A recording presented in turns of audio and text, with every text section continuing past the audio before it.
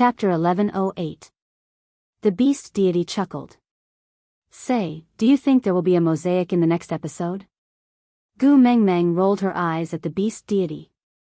Is there any father who would discuss such content with his own daughter? The beast deity thought for a moment. That's true. For the sake of my daughter's mental and physical development, if there is really any inharmonious content, I will cut it off and not broadcast it. Gu Mengmeng held her forehead in exasperation. The beast deity pinched Gu Mengmeng's little face. All right, the drama is over. Tell me, why did you come to find me? Gu Mengmeng pursed her lips. She was a little shy. But she still told the beast deity about what Leah and Elvis were worried about. The beast deity chuckled.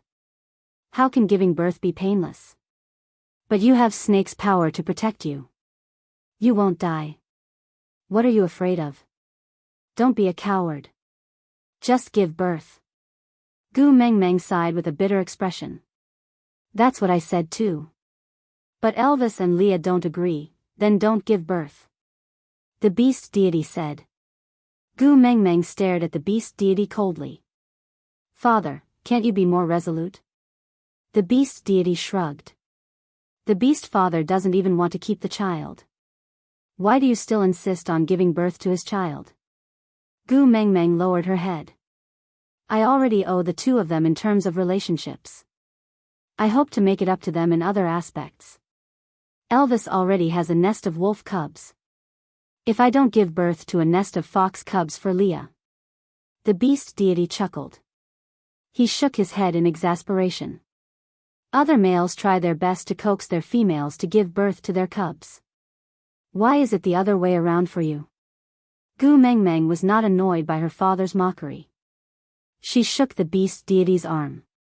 Is there a way? Father, the beast deity sighed. There is a way. But you have to find it yourself. Huh? Gu Mengmeng looked at the beast deity in confusion.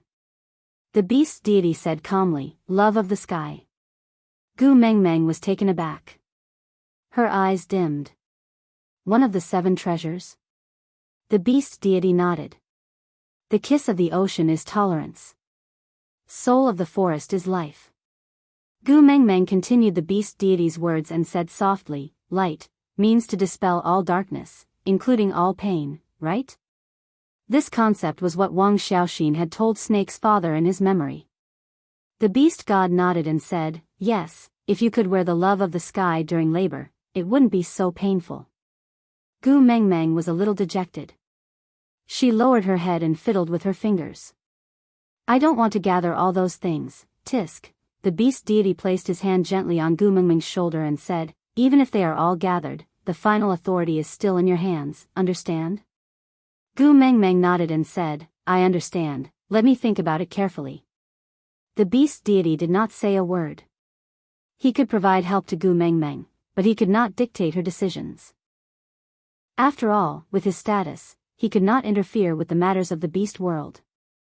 Gu Mengmeng took a deep breath and asked again, then about Wabi. The beast deity continued shaking his head.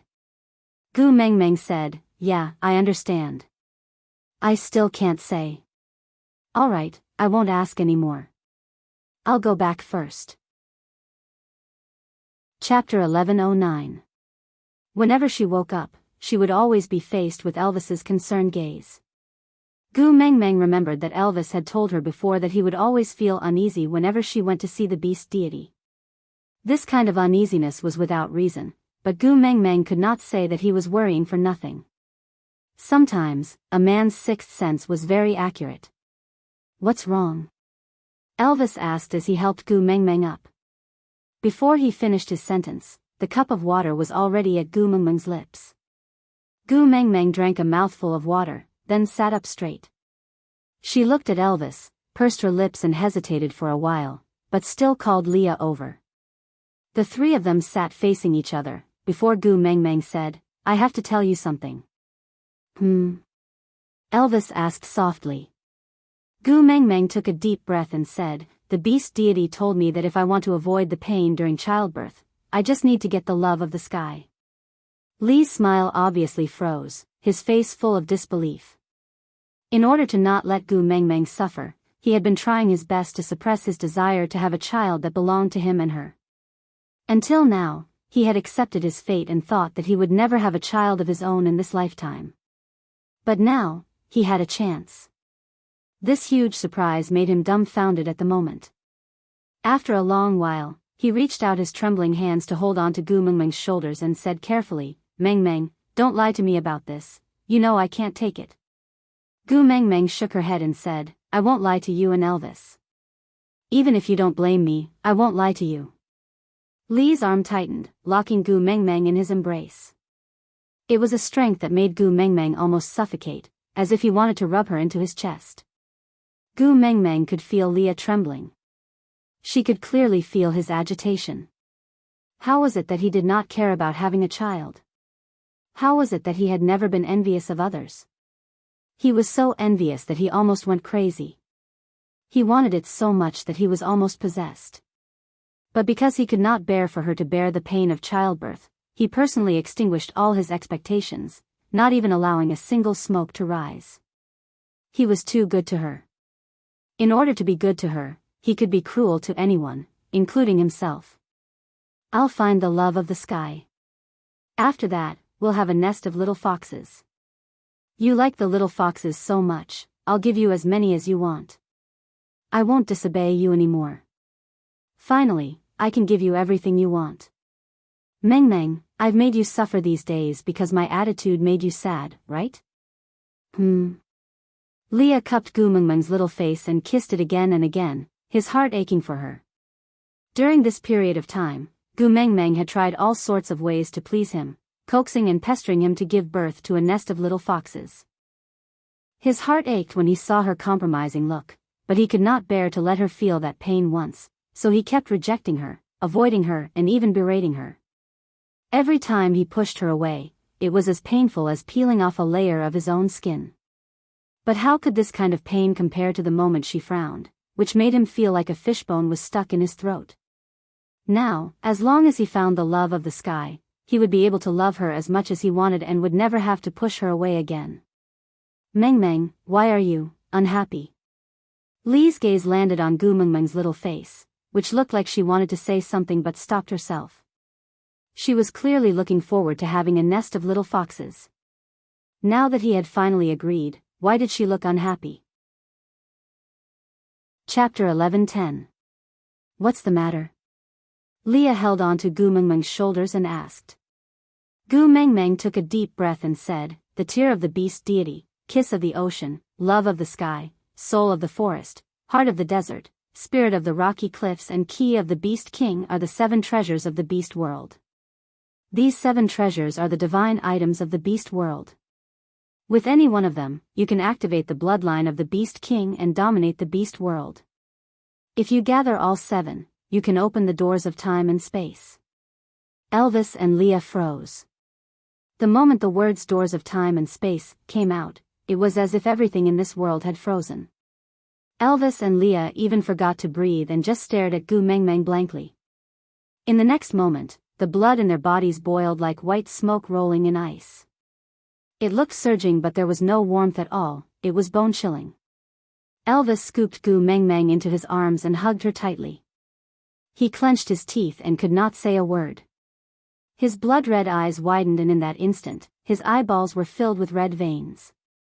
It was frighteningly hideous. Li's throat let out a low trembling cry. It was not anger or sadness, but the echo of an uncontrollable trembling under extreme fear. For words, Gu Mengmeng only used 4 words to scare the black and white duo that every tribe in the beast world feared so much that they felt chills all over their bodies and their souls left their bodies. "No more, we won't give birth." Li's voice was full of determination and trembling. There was no hesitation at all. Nothing in this world could be compared to Gu Mengmeng. They did not even have the right to be compared. If he had to risk losing Gu Mengmeng to obtain something, he would rather destroy the world. He did not want anything but Gu Mengmeng. Gu Mengmeng sighed. She did not dare to say it all along because she was afraid that things would turn out like this. She thought that Elvis and Leah dared to let her enter the lake meant that they were not that afraid that she would leave. So, that person was already forcing himself to believe her. The words doors of time and space were still too serious for them. Hugging Elvis back gently, Gu Mengmeng said softly, "Don't panic, let me finish." His ears were ringing and his mind was filled with Gu Mengmeng's words. You can open the doors of time and space. The way she cried and said she wanted to leave. The way she smiled and thanked him before lying in the middle of the lake. The way she curled up in a corner and said she did not belong here. All he could think of was the way she wanted to abandon him. Fear, every inch of Elvis's nerves was telling him that he was extremely afraid. Even though he was holding her like this, he still couldn't shake off the fear of losing her in the next second. Gu Mengmeng knew that their emotions were fluctuating too much. She had tried to communicate with them several times but to no avail. They were so shocked by this news that they could not listen to anything else she said. Elvis hugged her tightly, while Lee's eyes were fixed on her. He felt as if the knife would disappear if he blinked. Gu Mengmeng sighed and patted Elvis's back lightly, calling him over and over again, "Hubby, hubby, hugging Gu Mengmeng until her entire body was numb. Elvis finally heard her calling and squeezed out a dry sound from his throat. Chapter 11:11. I know. It was just 3 simple words, but it was as if Elvis's entire chest had been torn apart. He knew, all his rationality told him that Gu Mengmeng would not leave him. They also had such blissful days, Hedda and his brothers whom she cared about, Leah whom she liked, Sandy whom she cared about, but even though he knew, he still felt uneasy. Even though he was hugging her like this, he still felt that she could slip away from his fingers in the next second, just like a gust of wind, just like a handful of sand, just like the sunlight that could not be held back, just like the ocean waves that could not be held back. But I can't control myself, I'm still afraid. Gu Mengmeng held Elvis's face with both hands and kissed him deeply on the lips. Elvis was stunned at first, then he kissed her back crazily. If she wanted a kiss, he would give her the hottest kiss. He could satisfy all her needs, really. As long as she didn't leave, as long as she stayed, as long as she didn't abandon him, he could do anything, really. Really, Elvis's kiss was lingering, passionate and urgent. His uneasiness and desire were clearly conveyed to Gu Mengmeng through this kiss. Gu Mengmeng allowed him to entangle her tongue and only responded gently. She calmed his emotions slowly, softly, and gently. The kiss lasted for a long time until Elvis finally calmed down. This kiss was only left with deep love. Gu Mengmeng then slowly let go of Elvis. Panting heavily like a fish on shore, her face flushed from lack of oxygen was filled with tenderness. She chuckled. Are you still afraid now? Elvis hesitated for a moment, but still nodded. I'm afraid. Gu Mengmeng had no choice but to reach out a hand to Leah. Without hesitation, Leah held her little hand tightly in his palm. Gu Mengmeng's other hand was holding Elvis's. Both of them protected her in their palms, feeling that soft touch. They didn't dare to use too much force, afraid of hurting her, but they also didn't dare to let go, afraid that she would disappear. Gu Mengmeng took the initiative to hold their hands. Not only can you not leave me, I can't leave you too. I won't leave, I won't. Elvis and Leah nodded with much difficulty. Leah said, I always believe Mengmeng's words. No matter how uneasy he was, no matter how scared he was, as long as she said it, he would believe her. Elvis nodded and replied, Xiao Meng, you can lie to me about anything but this. You must never go back on your word, understand? Gu Mengmeng nodded. Why don't I make an oath to the beast deity? No. Elvis and Leah replied in unison, you are not allowed to swear recklessly. Gu Mengmeng chuckled. All right, I won't swear. But you have to believe me before I can continue. Elvis hesitated for a moment, then looked up at Gu Mengmeng and said firmly, Xiao Meng, I want you to promise me. If one day you decide to leave, take me with you, or kill me. And me, Leah said softly. Gu Mengmeng nodded helplessly. All right, if I want to leave, I will definitely bring the 2 of you along. They were never afraid of death, but losing her. With this promise, the 2 of them gradually calmed down. The worst outcome would be death, but before that, they would not lose her. Chapter 11-12. This could also be considered as good news. At least it eliminated the possibility of someone plotting against Gu Mengmeng to force her into that door. Gu Mengmeng continued, among the 7 treasures, I have the tear of the beast deity, Qi Xian has the soul of the forest and the kiss of the ocean. I don't know where the love of the sky, the heart of the desert and the spirit of the rocky cliffs are, but what I am really worried about is the key of the Beast King. Leah frowned and said, You mean, a child with the bloodline of the Beast King? Gu Mengmeng nodded and said, Wang Xiaoxin wanted to use snake as the key of the Beast King that year, so she found whales to mate with. Although the doors of time and space were not opened in the end, but Leah knew that there were some things that Gu Mengmeng could not say out loud, so he helped her to say, but the usage and activation methods of these 7 treasures have been passed down to the messenger's tribe, Sauter. The best proof is that Cole knew how to use the kiss of the ocean and the soul of the forest to save Qi Xian. So, you are worried that Cole will target your next child with the bloodline of the Beast King. You are afraid that what happened to Qi Xian will happen again, right? Gu Mengmeng nodded, indicating that what Leah said was exactly what she was worried about. One Qi Xian had already exhausted her. If Cole did the same thing and abducted another child from her, she would really break down. She was really afraid that when she was about to stab Cole's chest with her sharp blade, the one standing in front of her would not be an enemy, but her child. The simplest way is for you to not have any more children. In the end, the topic returned to this. Li's emotions were very strange. From the start, he had been trying his best to suppress his desire to have a nest of children with the same bloodline as her. Then, he completely destroyed this hope, and then rekindled it. But now, he actually started to hate those children who had yet to appear. As long as they never appeared in this world, did that mean that he would not have to bear the risk of losing Gu Mengmeng? Anyway, Qi Xian had already been snatched back, so they did not need to pay Cole any ransom, right? Gu Mengmeng sighed and said, Leah. Li's lips were pressed into a straight line. He did not say anything else and just avoided Gu Mengmeng's gaze. He did not want to anger Gu Mengmeng at this moment, not even the slightest bit. Gu Mengmeng tightened her grip on Li's hand. Originally, after snatching Qi Xian back, I had planned to give up on searching for the 7 treasures. But now, I have a new idea. Elvis and Leah frowned, their palms sweaty and their lips tightly pursed. Gu Mengmeng knew what they were worried about, but the more she did not explain herself, the more uneasy they would be. She might as well state her thoughts clearly, she believed that they would understand. Chapter 11-13. Gu Mengmeng paused for a while before continuing, There is only one set of the 7 treasures in this world. As long as both of you use one each, then no one will be able to gather all of them to open the doors of time and space. Gu Mengmeng's words made sense. The tear of the beast deity was in Gu Mengmeng's body. If Elvis and Leah used the heart of the desert and the spirit of the rocky cliffs to activate the Beast King bloodline, then anyone who wanted to open the doors of time and space could only choose to kill the 3 of them to obtain the 7 treasures.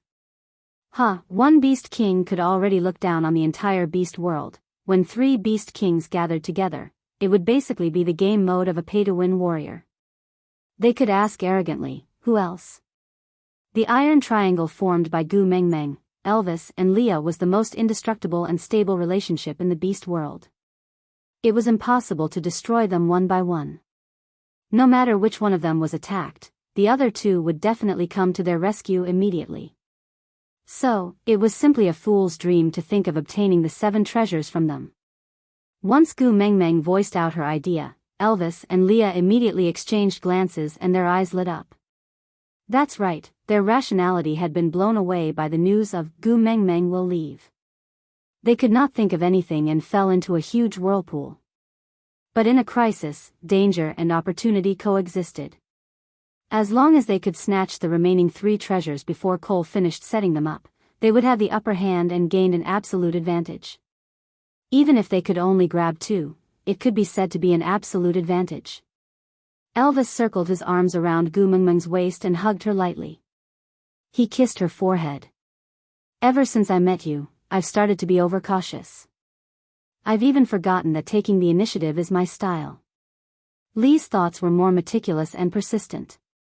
He brought Gu Mengmeng's little hand to his lips and kissed it. "Leave this to me." Gu Mengmeng nodded and replied, "Yeah." For the past 2 years, Leah and Elvis had been keeping a low profile and only focused on Gu Mengmeng. They just wanted to live their simple lives in peace and had long forgotten their grand ambition of uniting the beast world for so many years. However, even if they did not cause trouble, trouble would never let them go. Blindly avoiding them didn't seem to be able to keep the peace. Since that was the case, why not make a big fuss? If their family of 3 became beast kings, they would like to see who would dare to play tricks in front of them. This night, Leah and Elvis could not sleep for the first time in a long time. Not worry, but excitement. The 7 treasures, which he had always rejected, suddenly became something that he had to obtain. They wanted to make Gu Mengmeng stay and ensure that no one in this world would dare to be presumptuous in front of her. Obtaining the 7 treasures seemed to be a way to settle things once and for all. The next day, after Gu Mengmeng woke up, Elvis and Leah decided to go out at the same time. Elvis continued to stock up on food for the winter while Leah made arrangements to search for the 7 treasures. At that moment, Gu Mengmeng was not used to being alone like this. In the past, one of them would always be by her side. The pot was filled with the meat that Leah had cooked and Gu Mengmeng scooped a bowl for herself. Gu Mengmeng was the only one at the 6-seater table. "Heh, I used to eat alone, so I didn't think there was any problem." Only now did he understand that solitude was also a luxury, because first, he had to experience being accompanied and cared for. Chapter 11:14. Mandy. Gu Mengmeng was rather surprised because the 16 valued females had a kind of adoration towards her that was similar to fans towards their idols. They liked her very much but did not dare to get close to her. Unless Gu Mengmeng took the initiative, they would always approach her, as if they were afraid of causing trouble for her. Mandy placed her hands behind her back and appeared rather uneasy. She took small steps towards Gu Mengmeng and said, "When the great witch doctor went to look for Ian in the morning, he said that I can come and play with you." "Play with, a child?" Gu Mengmeng chuckled and looked at Mandy like a child who had received candy, as if playing with her was a reward. Actually, her fox was just afraid that she would be bored at home alone, so he sent Mandy over to accompany her, right? Gu Mengmeng took a bowl and handed it to Mandy, asking, "Have you eaten breakfast?" Mandy shook her head, blushing slightly. "I was preparing to eat when the great witch doctor went over, but he said that he had prepared a lot of food for you in the morning and that I can come and eat with you." So, although our Ralph learned some cooking methods from great Leah, the taste is not that great. So. Mandy instinctively swallowed her saliva. She looked at the big pot of fragrant stewed meat on the table in front of Gu Mengmeng, her eyes filled with desire.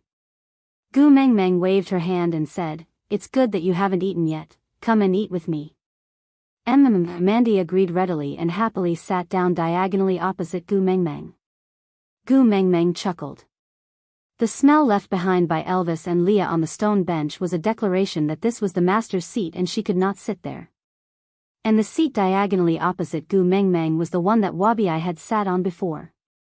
The smell was also very domineering and Gu Mengmeng was probably the only one in the beast world who had the guts to sit there. And the seat diagonally opposite was more fluid.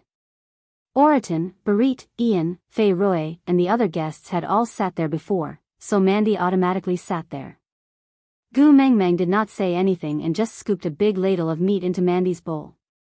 "Lee's cooking is especially good. Eat more." Mandy smiled sweetly. She took the bowl from Gu Mengmeng and took a bite, before letting out a satisfied sigh.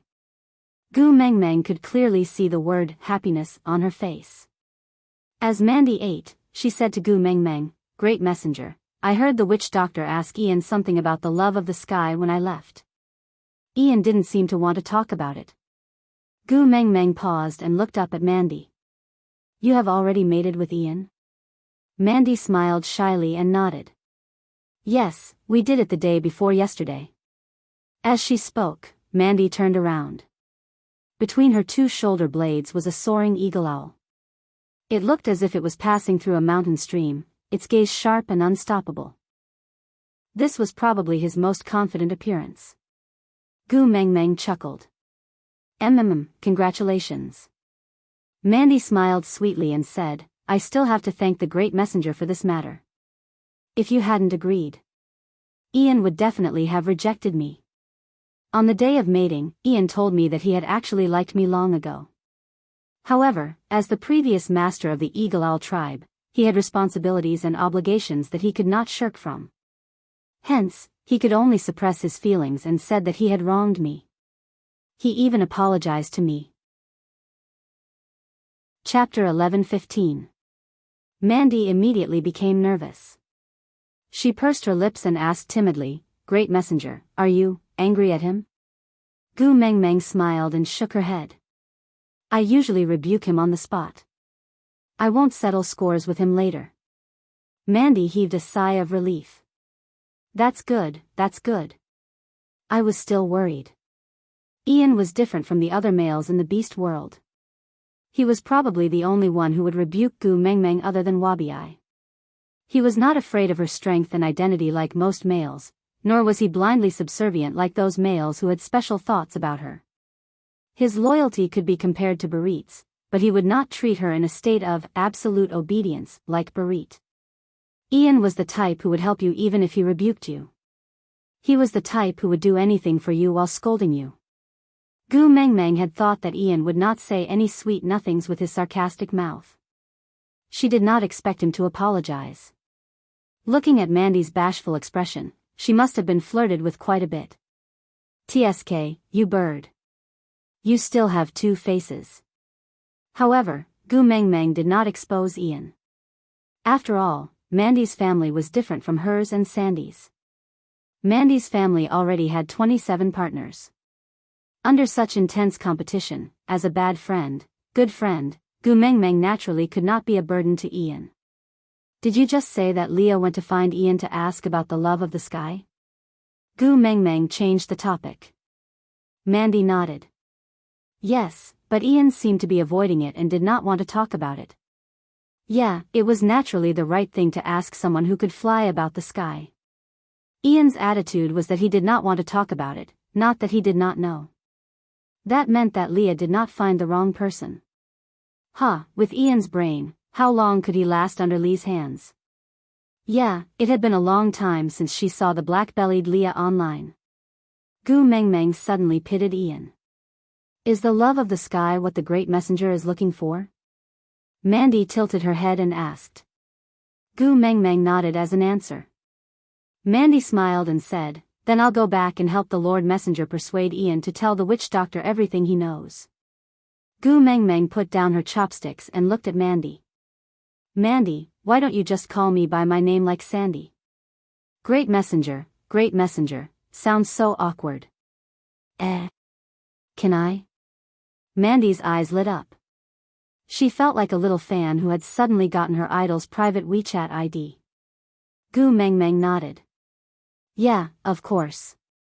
Gu Mengmeng? Mandy's eyes sparkled as her lips curled up uncontrollably. She called out Gu Mengmeng's name softly. Yeah. Gu Mengmeng responded, nodding and smiling. Ah. Mandy held her face in her hands and screamed. Just like a fan. Gu Mengmeng was actually quite surprised. After all, Mandy had joined Saint Nazaire for more than a year. Although she rarely stayed in Saint Nazaire, it was not to the extent that she would be so excited just by calling her name. After Mandy calmed herself down, she also felt that she had been very rude. She put down her bowl with a red face and said, Messenger. Gu Mengmeng, I'll go back first. You're not eating? Gu Mengmeng looked at the remaining half bowl of meat in Mandy's bowl and asked in confusion. Chapter 11:16. Mandy ran off in a flash and Gu Mengmeng could not stop her in time. Shaking her head in exasperation, Gu Mengmeng let her be. After Mandy's antics, Gu Mengmeng's unfamiliarity with being alone faded away. After clearing the bowls and chopsticks, Gu Mengmeng returned to the cave to retrieve 2 pieces of snake skin. Wabi had brought them for her so that she could change into 2 sets of clothes. But the snake skin on her body belonged to Snake and she did not want to take it off, so these 2 pieces of snake skin had been left unused. Now, they could be put to use. The wooden pail that Fei Rui had helped Gu Mengmeng wash was already completely dry. Gu Mengmeng tied the snake skin loosely to the wooden pail to act as a strainer, then opened the seal of the stone basin. She used a large stone bowl to pour the fermented grape juice onto the snake skin, filtering the juice before placing the pulp at one side. Gu Mengmeng slowly poured the juice into the 9 large basins. By the time she poured the 3rd basin, Elvis and Leah had already returned. The moment they entered the cave, the 2 of them were taken aback. Elvis went forward to carry Gu Mengmeng while Leah took the large stone bowl from her. "Why didn't you wait for us to come back and let us do it?" Leah asked as he copied Gu Mengmeng's actions of pouring the grape juice onto the snake skin and filtering it into the wooden pail. Elvis grabbed Gu Mengmeng's little hand and placed it into his mouth, licking the sticky juice off her fingers. Gu Mengmeng giggled from the itch. "Anyway, it's boring to stay home alone, so I did something to pass the time." Sigh. "I will go wash my hands." But Elvis did not let go. He tightened his grip on Gu Mengmeng's waist. "I can lick it cleaner than you can wash it." Gu Mengmeng looked at Elvis speechlessly. "Stop fooling around," Elvis gently bit Gu Mengmeng's fingertip. "I haven't seen you for an entire morning. Be good and let me get closer to you." "Dirty." Gu Mengmeng blushed. But Elvis laughed. He kissed Gu Mengmeng's little face. "My xiao meng is so delicious, how can it be dirty?" With that, he sent Gu Mengmeng's little hand, which was stained with grape juice, into his mouth. He sucked and sucked, his deep gaze fixated on Gu Mengmeng's face, making her blush. However, Elvis seemed to be infatuated with the feeling of teasing her so much that she felt shy and at a loss for what to do. The more he sucked, the more exaggerated it became. In the end, it felt like an action movie. Gu Mengmeng quickly retracted her hand, her face so red that it looked like blood was about to drip out. Not daring to look at Elvis again, she could only change the topic to Leah. "Mandy came to have breakfast with me this morning and said that you went to look for Ian to ask about the love of the sky?" Leah nodded. "Yeah, I just wanted to give it a try. My luck is not bad, he must know." "But he doesn't want to say?" Leah nodded and replied, Then, seeing that the wooden barrel was already filled to the brim, he removed the snake's slough and used the sealed lid that Gu Mengmeng had prepared beforehand to cover the wooden barrel. He moved it to the other 2 wooden barrels that were already filled and said, "Have lunch first, I will do the rest after I finish cooking." "Actually, I can do it." Leah pressed Gu Mengmeng's hand to his lips and kissed it. "Your males are still alive. How can I bear to let you use this pair of beautiful hands to work? Don't make my heart ache. Be obedient, Gu Mengmeng was helpless. She mumbled softly, "I will be groomed into a useless piece of trash by you guys sooner or later." Aside from the topic, alright, today's update has ended. See you tomorrow. Remember to leave a message with 5 stars. Then, remember to hand over the tickets if you have them. Chapter 11-17. Hearing Gu Mengmeng's complaints, Leah smiled instead. He pinched Gu Mengmeng's little nose. "It would be best if we can pamper you so much that you can't even breathe when you leave us. That way, I won't have to worry about you suddenly disappearing." "Tsk," Gu Mengmeng wrinkled her nose. She didn't insist on filtering the grape juice herself. Leah transformed his hands into claws and then back into hands. His hands were so clean that they were not stained by dirt. When the sunlight shone on them, it was as if his skin had been tanned until it became transparent, giving off a pinkish glow.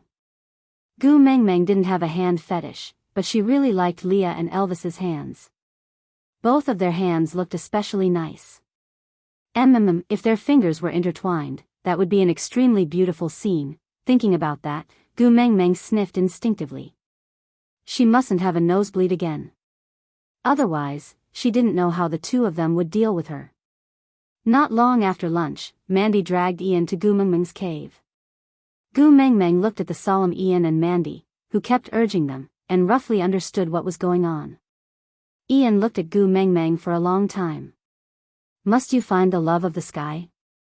Gu Mengmeng thought for a moment before nodding. Ian looked at Mandy again. In the end, he couldn't resist her nagging. Then find a male from the bird tribe to be your partner. Ah. Gu Mengmeng was shocked. Luckily, Ian had already mated with Mandy. Otherwise, Leah and Elvis would probably be strangling him by now. Ian pulled Mandy to sit at the long table at the entrance of Gu Mengmeng's cave. He stood behind her and placed his hands on her shoulders. His face was filled with helplessness. I heard that the love of the sky is on the highest peak of the Moda Mountains. That place is so tall that it pierces the clouds and is abnormally steep. Ordinary orcs can't even reach that height. Even birds may not be able to fly up to that height. The eagle owl tribe used to be one of the birds guarding the mountain.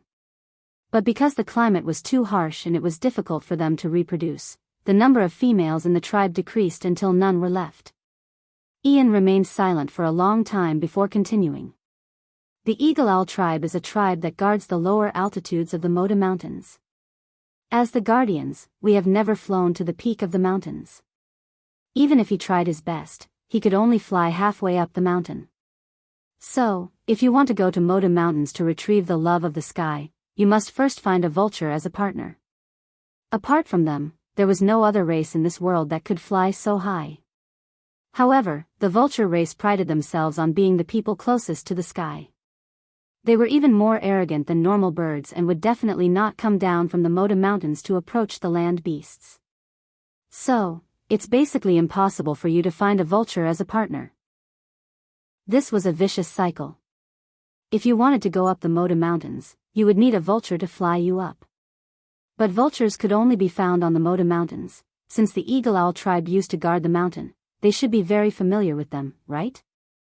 Can't you accompany me and pass the message? Gu Mengmeng asked. Ian's face darkened and the emotions in his eyes were hard to decipher. His brows were tightly furrowed, as if he was holding back something. After a long time, he finally spoke. In order not to be exterminated, I brought my tribesmen to seek refuge in Saint Nazir. This is equivalent to betraying all the guardians of the Moda Mountains. They will not leave the Moda Mountains to chase after us. But if we go any closer to the Moda Mountains, all the birds on the mountain will attack together and tear the people from the eagle owl tribe into pieces. Digression, do you remember my babies? We have an explosive update on the 24th. At midnight that day, there will be at least 100,000 words of updates. Chapter 11:18. That's why you are not willing to tell Leah about this? Are you afraid that I will force you to go with me? Gu Mengmeng asked. Ian shook his head and said, when I sought refuge in Saint Nazir, I said that as long as you take in my tribesmen and help us survive that winter, my life will be yours to command. If you must go find the love of the sky, I will bring you there even if I will be torn to shreds. But... Ian tried his best to curl the corners of his lips into a bitter smile and said, because of my decision, the eagle owl tribe has become the shame of the Moda Mountains. I don't have the face to go back and face my former friends. I clearly remember that you came to seek refuge in Saint Nazir when you were at your wits' end. You just wanted your tribesmen to live on and did not do anything heartless. Why are you so ashamed to face others? Gu Mengmeng was indignant. She could insult her friends however she wanted, but why should others despise her? Ian lowered his head and said, the eagle owl tribe is not the first and will not be the last. But, only the eagle owl tribe left the Moda Mountains and gave up their duty to protect it. To the Moda Mountains, the eagle owl tribe is a traitor, a deserter and a betrayer. Gu Mengmeng tilted her head and said, do you know me? Ian looked up and looked at Gu Mengmeng as if she was an idiot. It was rare that Gu Mengmeng did not rebuke him. She pointed at her own nose and said, doesn't the bird tribe view serving the beast deity as the highest honor? Since that's the case, isn't serving me, the messenger of the beast deity, closer to the beast deity and more loyal to him than flying foolishly in the sky? Ian looked at Gu Mengmeng and suddenly had a feeling of speechlessness. All roads lead to Rome. Being loyal to the beast deity is not the only way to defend a mountain range. Gu Mengmeng patted Ian's shoulder and said, to let the beast deity see your loyalty, the first requirement is for you to stay alive. If you die in the Moda Mountains, the beast deity will not be able to see it no matter how horrible your death is. He will be very busy. Unknowingly, Gumengmeng's words were like a seed that sprouted in Ian's heart. Then, it gradually grew into a towering tree, absorbing all the haze that had been weighing on his heart for over a year. He had sought refuge in the Saint Nazir tribe where the messenger of the beast deity was. He was merely using a more direct method to continue offering his loyalty to the beast deity. Perhaps he hadn't pushed the Eagle Owl tribe to the point of no return, right? Ian curled his lips and looked up at Gumengmeng again. He felt that she was exceptionally pleasing to the eye today, but he could not help but praise her. I didn't expect to hear something human from you one day. TSK, heartless. Gumengmeng rolled her eyes at Ian, but she was not really angry. She just held her chin and looked at Ian, asking, Is Moda Mountains far? How long does it take from Saint Nazir?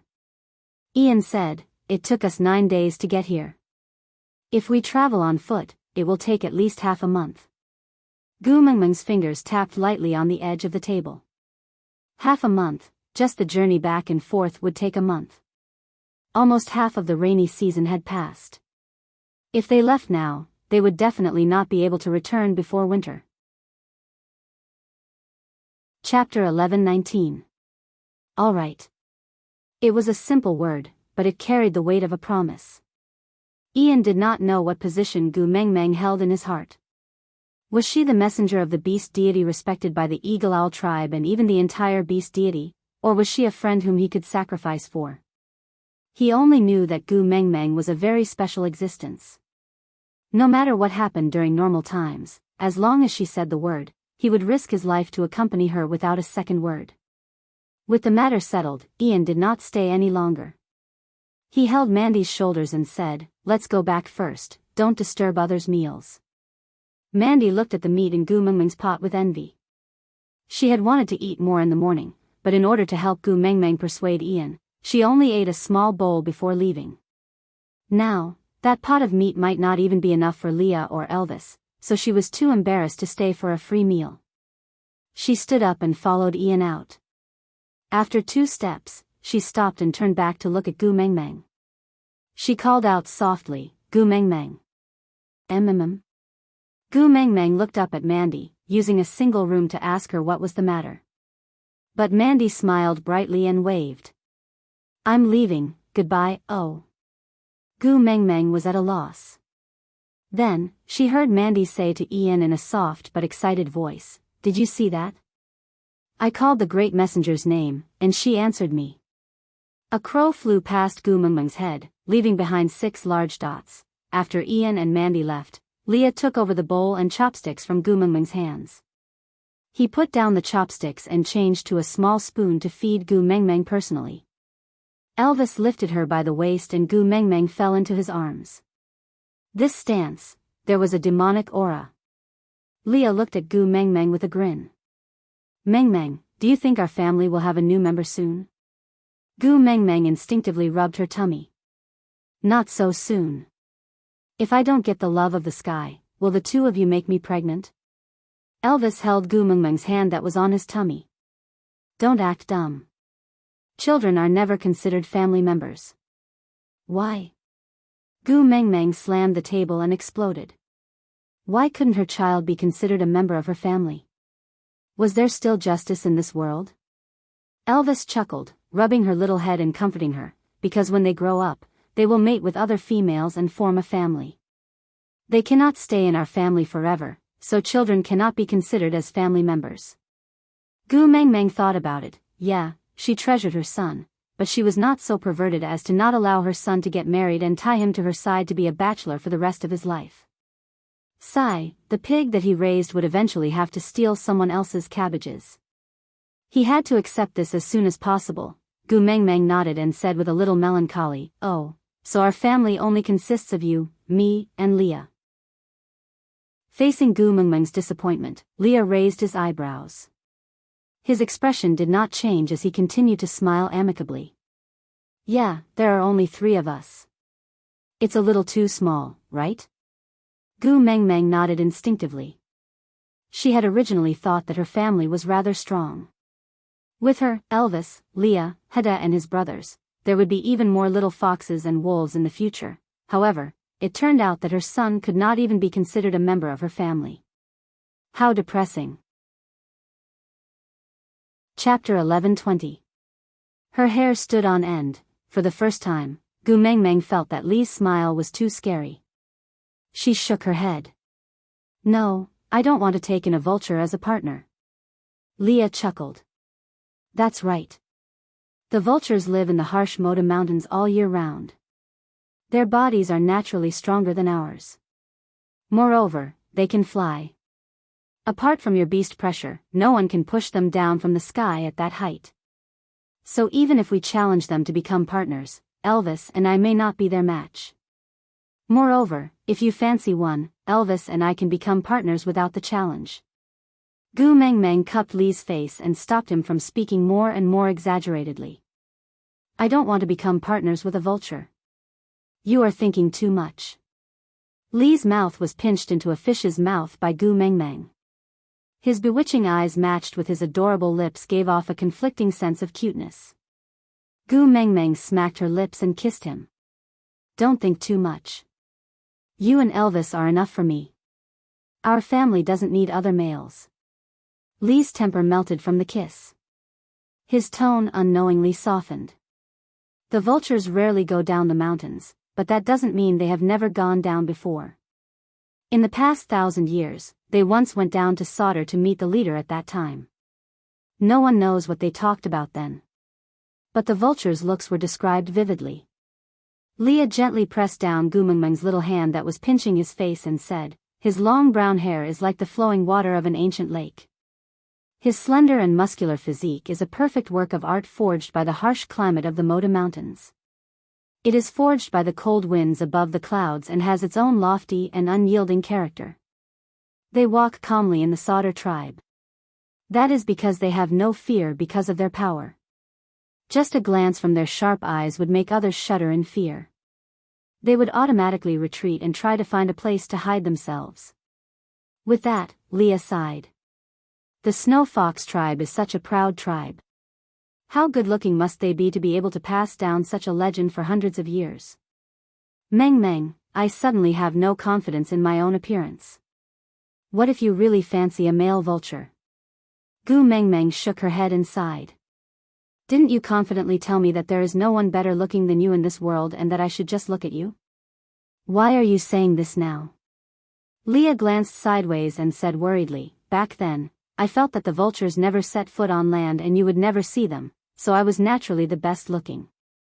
Who knew? Sigh. Gu Mengmeng leaned forward and kissed Li's face, saying, no matter how they look like, in my heart, you and Elvis are nothing.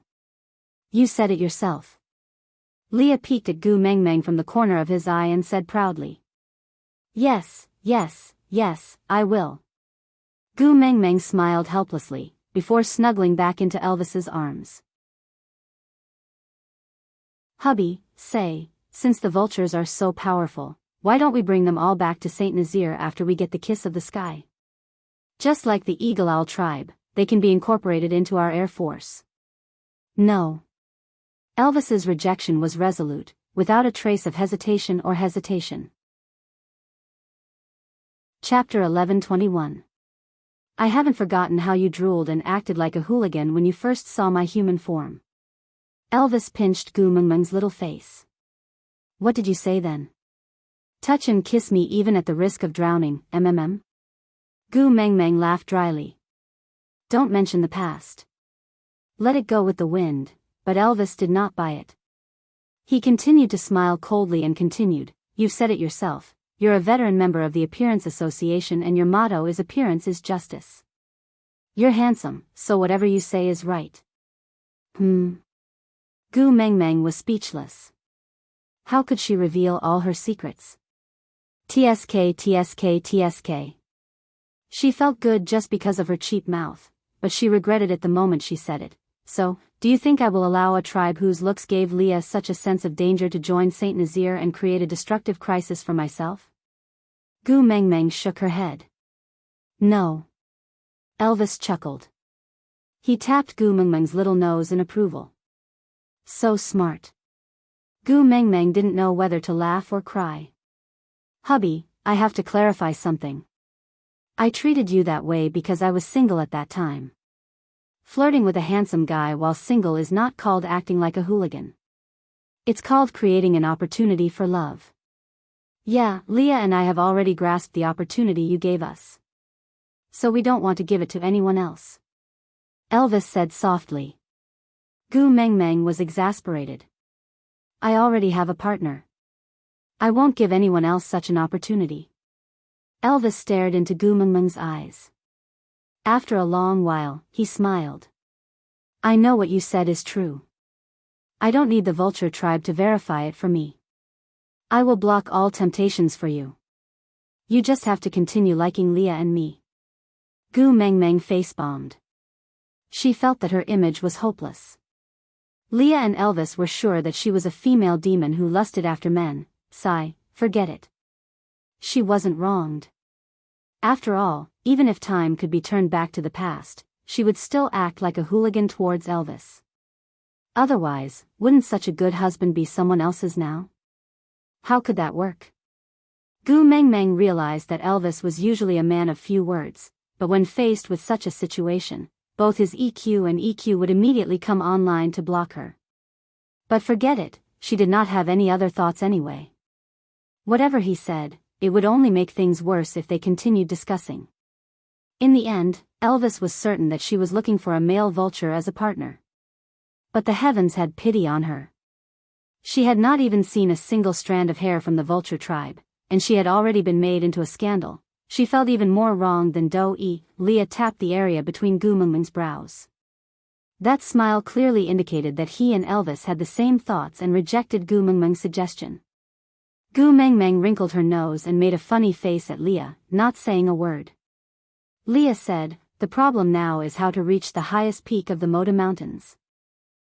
From what Ian said, not all birds can go up there, let alone land beasts.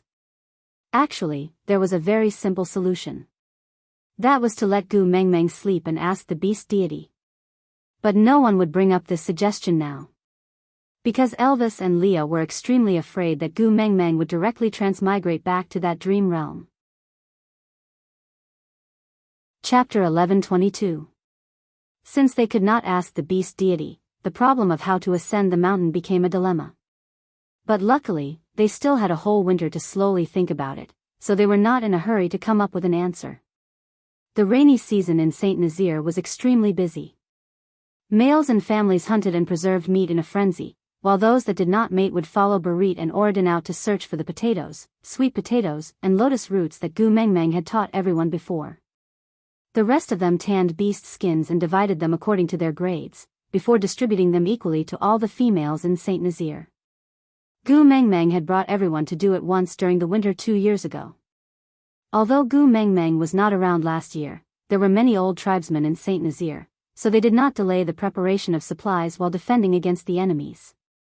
This year, everyone was more experienced. With Gu Mengmeng holding the fort at home, Elvis traversing through the territory, and Leah strategizing in the tribe, everything was more orderly. Ever since Gu Mengmeng made Mandy call her by her name, Mandy seemed to be hooked by her soul, running over to Gu Mengmeng's place every day. There was nothing special, just following behind Gu Mengmeng to watch others preserve meat or give pointers on how to prepare and store vegetables. Counting the days, first snow should be here soon. Gu Mengmeng was sitting at the entrance of the cave, looking up at the sky when she saw an eagle owl flying close to the ground. When it reached Gu Mengmeng, it transformed into a human and said, "Great messenger, Frankston's witch doctor Joshua wishes to see you."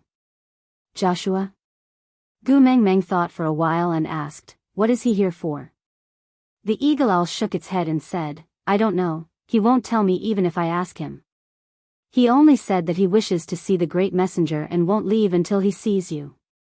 Gu Mengmeng originally wanted to say that the witch doctor could look for him if he had something to do, but thinking about how Leah was already having a hard time arranging the distribution of resources for the winter, and also having to worry about obtaining the love of the sky from Moda Mountains, as well as being on guard against Cole's interference, even the smartest person would be exhausted. She sighed and said, "Ask him to come in." Yes. The eagle-owl bowed, then transformed into a beast and flew against the wind. Not long later, Joshua appeared in front of Gu Mengmeng. To be honest, Gu Mengmeng was stunned by this first-level ape. Not because he looked outstanding, but because he was wearing clothes. Yes, clothes. It was not the beast-skin skirt that Elvis and Leah usually wore, nor was it the strange clothes that Leah wore during the ritual. Instead, it was a simple long robe. Judging from the material, it was made of deerskin. Calling it a robe would be an exaggeration. It looked like two pieces of deerskin with the head, tail, and limbs removed and cut into a rectangle. One end was sewn with thread, leaving only a collar. After putting it on, a 4-finger-wide belt was made out of something that looked like tree bark. The shoulders of the clothes were slightly wider than his body, and when the waist was tightened, many of the shortcomings of his body were covered up. Joshua, who was originally weaker than high-level orcs like Elvis and Leah, now had a scholarly and refined aura. He did not look like a barbarian, but more like an ancient person. This was the first time Gu Mengmeng saw a male wearing clothes that were meant to cover his body after coming to the beast world. She could not help but feel a sense of familiarity. Chapter 11:23. Greetings, Great Messenger. Joshua bowed respectfully. Gu Mengmeng nodded as a form of greeting, but did not go near Joshua. After all, she didn't forget that when she passed by Frankston on her way back from Zacharias, Frankston's leader, Hanston, and this witch doctor, Joshua, had offered to escort her. At that time, Hanston had said that he didn't dare to have any other thoughts, but this level 1 Joshua had stubbornly insisted that he wouldn't give up. What if her man got jealous? Now that Elvis and Leah were not at home, Gu Mengmeng did not want to cause any unnecessary trouble. After all, first it was Fei Rui, then it was Victor, and then there was a male vulture. If she got involved with this Joshua, she would not be able to do anything for the entire winter. She would just be soaking in a vat of jealousy every day. So, Gu Mengmeng maintained a certain distance from Joshua. She asked with a neutral expression, "Is there anything you need from me?" Joshua nodded. "Winter is coming soon. I wish to request to stay in the Great Messenger's cave." If it was in the past, Gu Mengmeng might have asked why he wanted to stay in her cave. But Berit had already caused trouble once before, so Gu Mengmeng naturally understood that Joshua wanted to stay in the cave to store food for her. Holding her forehead, Gu Mengmeng shook her head. "Elvis only stored enough food for our family to survive the winter. He did not prepare any for you." In other words, she did not lack food and did not want you. Joshua did not seem surprised by this answer. After all, they were a neighboring tribe. It was no secret that Saint Nazir had a way to store food. Joshua nodded. Then, he tilted his head and smiled. "Then, does the Great Messenger lack beast pets? The kind that is the closest to your way of thinking and behavior?" Gu Mengmeng chuckled. She shook her head. "Joshua, I have no intention of recruiting new males into my family. So don't waste any more time on me. Go find a new target. I can wait." Joshua did not seem to take Gu Mengmeng's rejection to heart. He just lowered his head. The males in the beast world are all stubborn. They either don't love, or fall in love for the rest of their lives. Gu Mengmeng was very clear about this. However, she no longer wanted to carry someone else's burden for the rest of her life. It was too heavy. Gently caressing the back of her neck, Gu Mengmeng smiled. "My stance is very clear. I don't like you. If there's nothing else, please leave." Joshua shook his head. "I want to join Saint Nazir as a witch doctor." Unmated males had the right to decide which tribe they wanted to live in. Witch doctors were a precious resource that was second only to females. Almost all tribes fought over them, and there was absolutely no reason to reject them. However, if they accepted him, wouldn't it mean that they had tacitly agreed to his waiting? Chapter 11:24. Oh, by the way, other than me, there are 17 females in our tribe. Other than Maya, who is a half-orc, the rest are all complete females. As Gu Mengmeng said, she held Mandy's arm and smiled. Here, she is Mandy, a female leopard. I personally crowned her the first beauty of the beast world a year ago. If you want to mate, why don't you consider wooing Mandy? After saying that, Gu Mengmeng felt her face hurt. She sounded like a pimp. Mandy glared at Gu Mengmeng shyly. I promised Ian that I will only accept him this year. If you want to woo me, you have to wait until next year. Joshua smiled at Mandy and said, "Nice to meet you, Mandy." That was considered as a greeting. Then, Joshua's gaze returned to Gu Mengmeng. I can accept the test to join the tribe. I am willing to accept it no matter what the test is. I must join Saint Nazir. Join Saint Nazir as a witch doctor? Sure, you are most welcome. Leah hurried back the moment he heard that Joshua had come to meet Gu Mengmeng. But the moment he arrived, he heard this fellow confessing to Gu Mengmeng. He did not appear because he wanted to hear Gu Mengmeng reject him personally. But even after Gu Mengmeng made it so clear, he still pestered her. Leah patted Joshua's shoulder lightly and said, "The witch doctor's test shall be conducted in the witch doctor's way. I just patted 4 types of medicine on your shoulder. If you can find all 4 types of medicine by this time tomorrow, you will pass. I will welcome you on behalf of Saint Nazir. If you can't find them, then you can scram back to where you came from. Don't be an eyesore in front of me again." Joshua tilted his head and sniffed the scent on his shoulder. For smells, the number was correct. But these 4 smells were especially faint and hard to distinguish. But in order to join Saint Nazir, Joshua still decided to accept this challenge. Passing the test as a witch doctor meant that the test given by Leah was not too harsh. Okay, Joshua answered and turned around to search for the medicine that he had sniffed out first. After Joshua left, Gu Mengmeng leaned on Lee's shoulder. What did you pat on his shoulder? Are you sure he won't be able to find it? Leah chuckled. Don't worry, I will not allow flies to keep flying around you. Gu Mengmeng laughed and said, Didn't you say you have a lot of things to settle? Why are you back so early? Leah carried Gu Mengmeng in his arms and said, Come back to kill flies. Gu Mengmeng replied, It's just Joshua, I can handle him myself. Leah replied, If you have to handle everything, why do you still need Elvis and me? Gu Mengmeng was speechless. She could only wrap her arms around Lee's neck and lean into the hollow of his neck, allowing him to carry her back to the cave. Mandy followed him for 2 steps, but upon receiving Lee's warning gaze, she could only turn around and leave angrily. Only then did Leah heave a sigh of relief. His Mengmeng was too outstanding. What should he do if she could win over both genders? He had finally gotten rid of Sandy with much difficulty, and now there was Mandy. Could it be that those with Mandy in their names all had a special liking for his Mengmeng?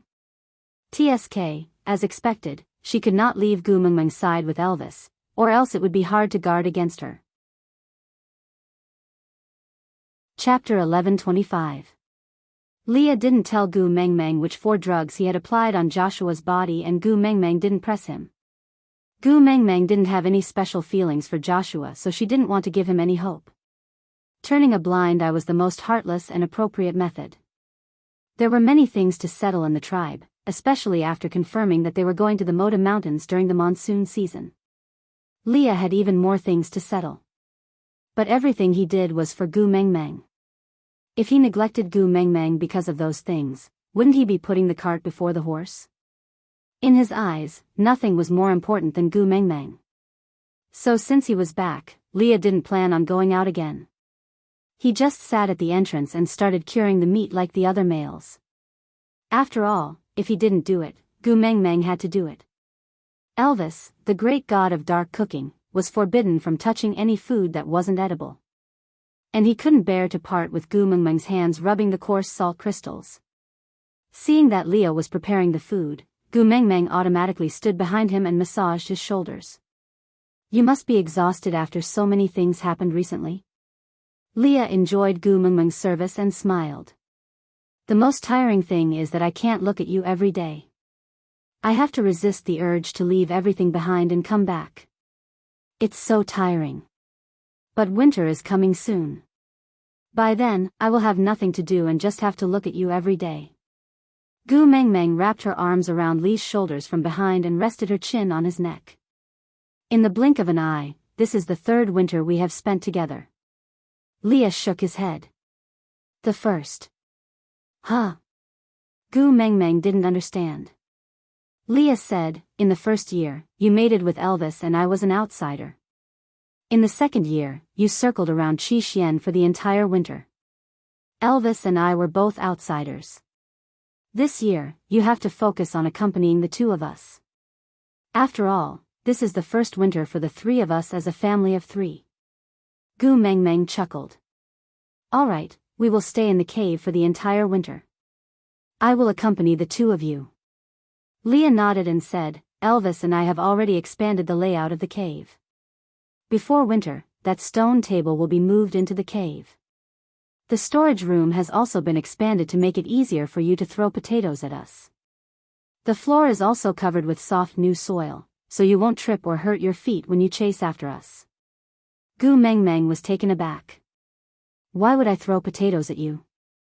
Leah glanced sideways with a tinge of disappointment in his eyes. You won't be screwed up this year? Gu Mengmeng blinked her eyes and looked at Leah in confusion. Leah sighed. I was very envious at that time. I thought I would finally have the chance to be smashed by you this year. That year? Gu Mengmeng thought for a long time before recalling that in the first year of mating with Elvis, Elvis had said that she had gained weight.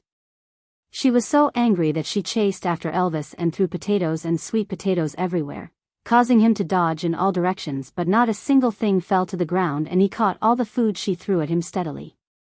She hugged Leah and rubbed herself against him with all her might, smiling. Are you an idiot? Why would you be envious of being beaten up? Leah allowed Gu Mengmeng to mess around with him. He smiled indulgently. I have masochistic tendencies. I only do this to you.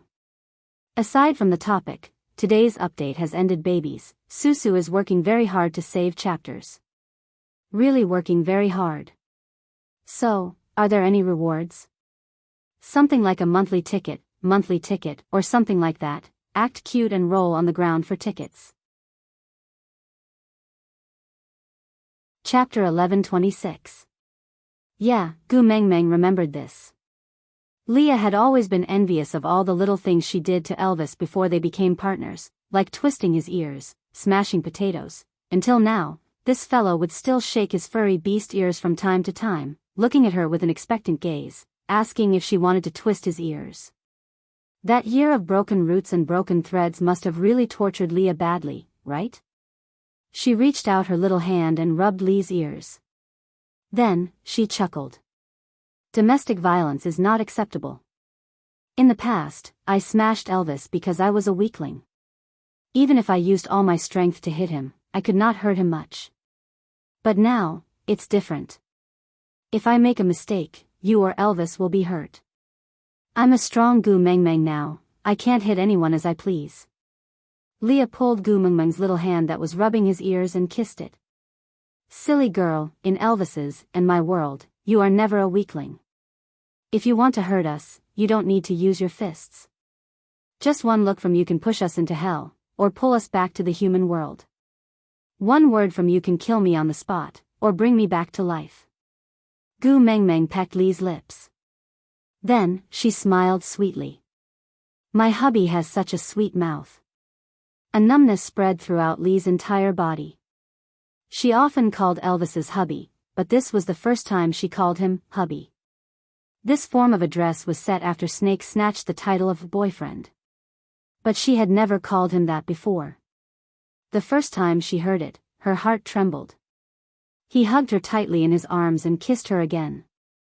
Call me that again. Hubby. Gu Mengmeng nestled in Lee's arms obediently. Her face was pinkish, making one feel pity for her.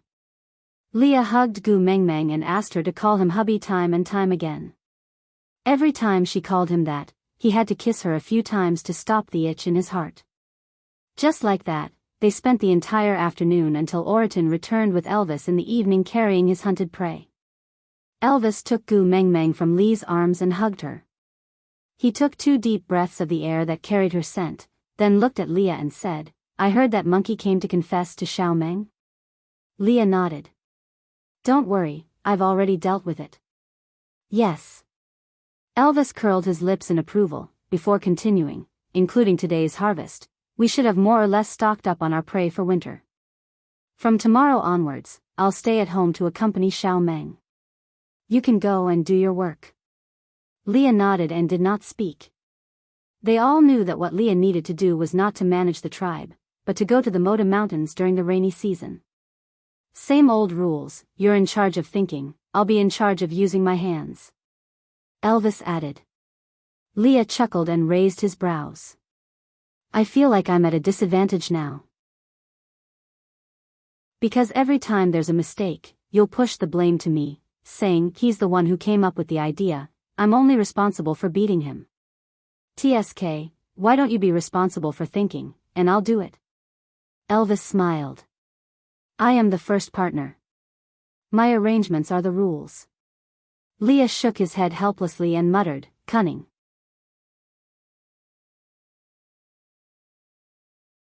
Chapter 11:27. Gu Mengmeng shook her head. The storage room in the cave had already expanded by more than 3 times. In the first year, Gu Mengmeng knew that in order to ensure that she had sufficient food, Elvis and Leah ate very little as long as it could sustain their lives. Last year, he was led by the nose by coal to solder for the winter, and Elvis did not have time to prepare too much. Luckily, he had the help of the 3 little ones and the food was still sufficient. This year, Elvis was practically risking his life. He could not wait to slaughter all the prey he could see and bring them back. Now that the cave was filled to the brim, even if the family of 3 ate to their heart's content, they would not be able to finish so much food during the winter. What else did she want? Nothing, there was really nothing else. In the next few days, Leah left early in the morning and returned late at night, looking travel-worn. Gu Mengmeng's heart ached for him to travel back and forth. She said that she could cook for herself during this period of time and asked Leah not to prepare 3 meals for her daily.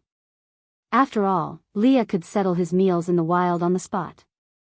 With less cooking time, he could rest for a while longer. But Leah did not agree. He just hugged her and said, "These 3 meals a day are my excuse to catch my breath. If I don't use this reason to come back to see you, I might not be able to persevere through this tiring day." Gu Mengmeng's heart was filled with sweetness, but she could not bear for him to suffer. So she said that she would prepare the 3 meals in the future and he could come back to eat with her. But Leah held on to her little hand and said, "Silly girl, your male is still alive, why should he let you suffer?" Her rebuttal was futile. Leah still came back on time to prepare 3 meals every day. After taking care of Gu Mengmeng's daily needs, he hurriedly went back to work. The weather was getting colder. Even without a calendar, one could feel that winter was about to arrive. Meng. Leah took out a piece of beast skin and draped it over Gu Mengmeng's shoulders.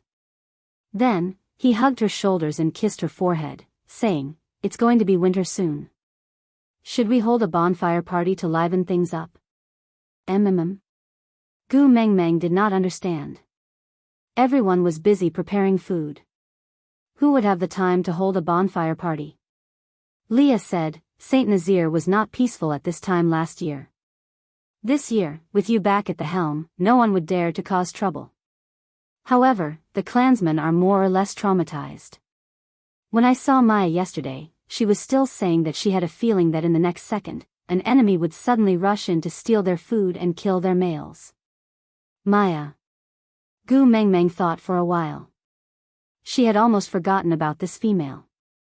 Maya had always been on good terms with Nina. She had watched coldly as Nina bullied Sandy for many years. Later, when he came and Nina lost her power, Maya had distanced herself from Nina and started hanging out with them. He had originally thought that females were precious and did not want Saint Nazir to be in a state of chaos, so naturally, he did not have any feelings for her. They lived in the same tribe, but they were not close.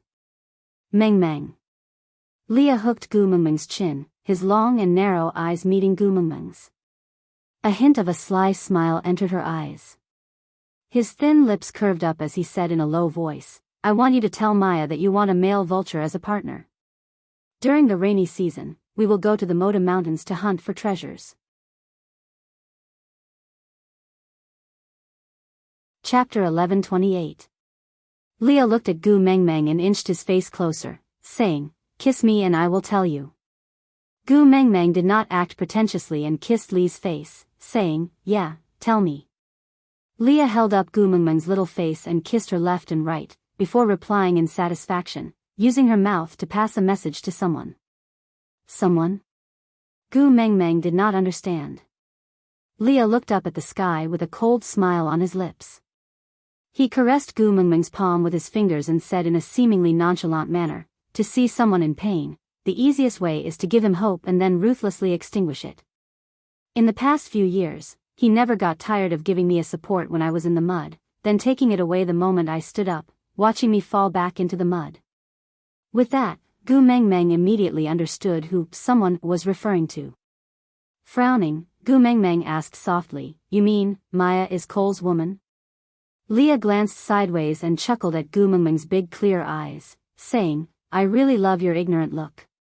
Gu Mengmeng snorted in disdain, but Leah rubbed Gu Mengmeng's little head and said, I am serious, this world is too ugly, you don't need to know or think about those filthy things, just leave it to Elvis and me to handle it. You, just maintain this innocence and just watch as Elvis and I clean up the world for you. With that, Leah held the back of Gu Mengmeng's head and kissed her brow, saying, Being so reliant and trusted by you makes me feel very accomplished. Gu Mengmeng did not say anything, but her eyes darkened. She turned to look at Elvis behind her and asked, You also know that Maya is Cole's woman? Elvis nodded and said, Her appearance was too coincidental, Leah and I were just talking about creating a tribe, when a female held hostage by stray beasts appeared in front of us, a concept of, I will give you a pillow if you want to sleep. Gu Mengmeng recalled that during the first year of mating, Elvis had told her about their creation of a tribe in order to persuade her to accept Leah. Elvis had told her that Maya was the first female in Saint Nazaire. She did not think much about it then, but now she finally understood. Was this Cole's bad taste again? You want to create a tribe? All right, I'll give you a female, go ahead and create it. When you build your tribe and think that you have the strength to fight against me, I will personally destroy your tribe. I will watch the hope in your eyes extinguish in an instant, leaving only the thin smoke of despair. This was really like Cole's style. Why did you still save her when you knew? Gu Mengmeng frowned. But Leah looked at Gu Mengmeng as if he was looking at a child. He smiled gently, full of pampering and indulgence. I'm a fox. Leah waved his tail and said, Isn't the fox best at eating the meat in the trap and retreating unscathed, watching the hunter fly into a rage at the side of the trap? Gu Mengmeng paused for a moment before smiling. A normal human's thought process would naturally be to avoid risks. If they knew that there was a trap, their first reaction would naturally be to avoid it. Snatching chestnuts from the fire, it wasn't her style, but she had to admit that Leah was right. Chapter 11:29. But, why did you tell her about us going to Moda Mountains? Gu Mengmeng frowned. She did not want to get involved with Cole. Leah pinched Gu Mengmeng's little nose and said, Do you think Cole knows that I know Maya is his woman? Gu Mengmeng was a little confused by Li's words and only understood after thinking it through twice. Thinking about it, with Cole's suspicious and scheming nature, it was impossible for him not to know that Leah had seen through Maya's identity. She nodded and said, I think so too. Leah chuckled and agreed, I think so too. Gu Mengmeng thought about it and then narrowed her eyes and said, You clearly know Maya is Cole's woman, but you still purposely leaked the information to Maya so that Cole would not believe you, right? Leah tapped the tip of Gu Mengmeng's nose and chuckled, smart. In this way, you have been asking about Moda Mountains with great fanfare, but in Cole's eyes, it is just a pretense. Gu Mengmeng chuckled, as if she could already see Cole's comical expression when he found out that he had been tricked by Leah.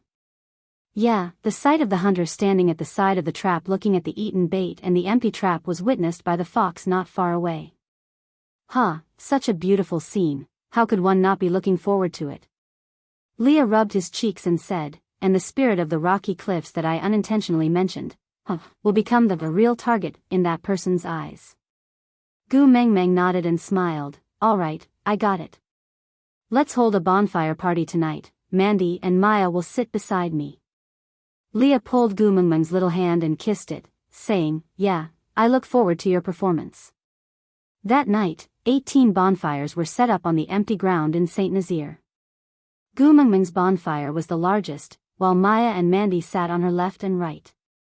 Mandy was the first beauty that Gu Mengmeng had personally named herself.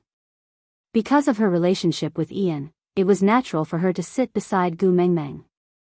But Maya was a half-orc female and did not have a deep relationship with Gu Mengmeng like Sandy. She actually sat beside Gu Mengmeng, and this caused the other females in the tribe to be very displeased. Gu Mengmeng acted as if she could not see the enmity in the eyes of the other females in the tribe towards Maya. She just smiled and waved at Maya, calling her over to her fire. Maya was still timid, just like the time when she knelt at Gu Mengmeng's feet and begged to follow her. It was just that Gu Mengmeng had thought through some key points and would no longer treat Maya's behavior as a half-orc female's inferiority complex and cowardice. He had thought that Nina was the most annoying female in the beast world. He did not expect to meet Ellie.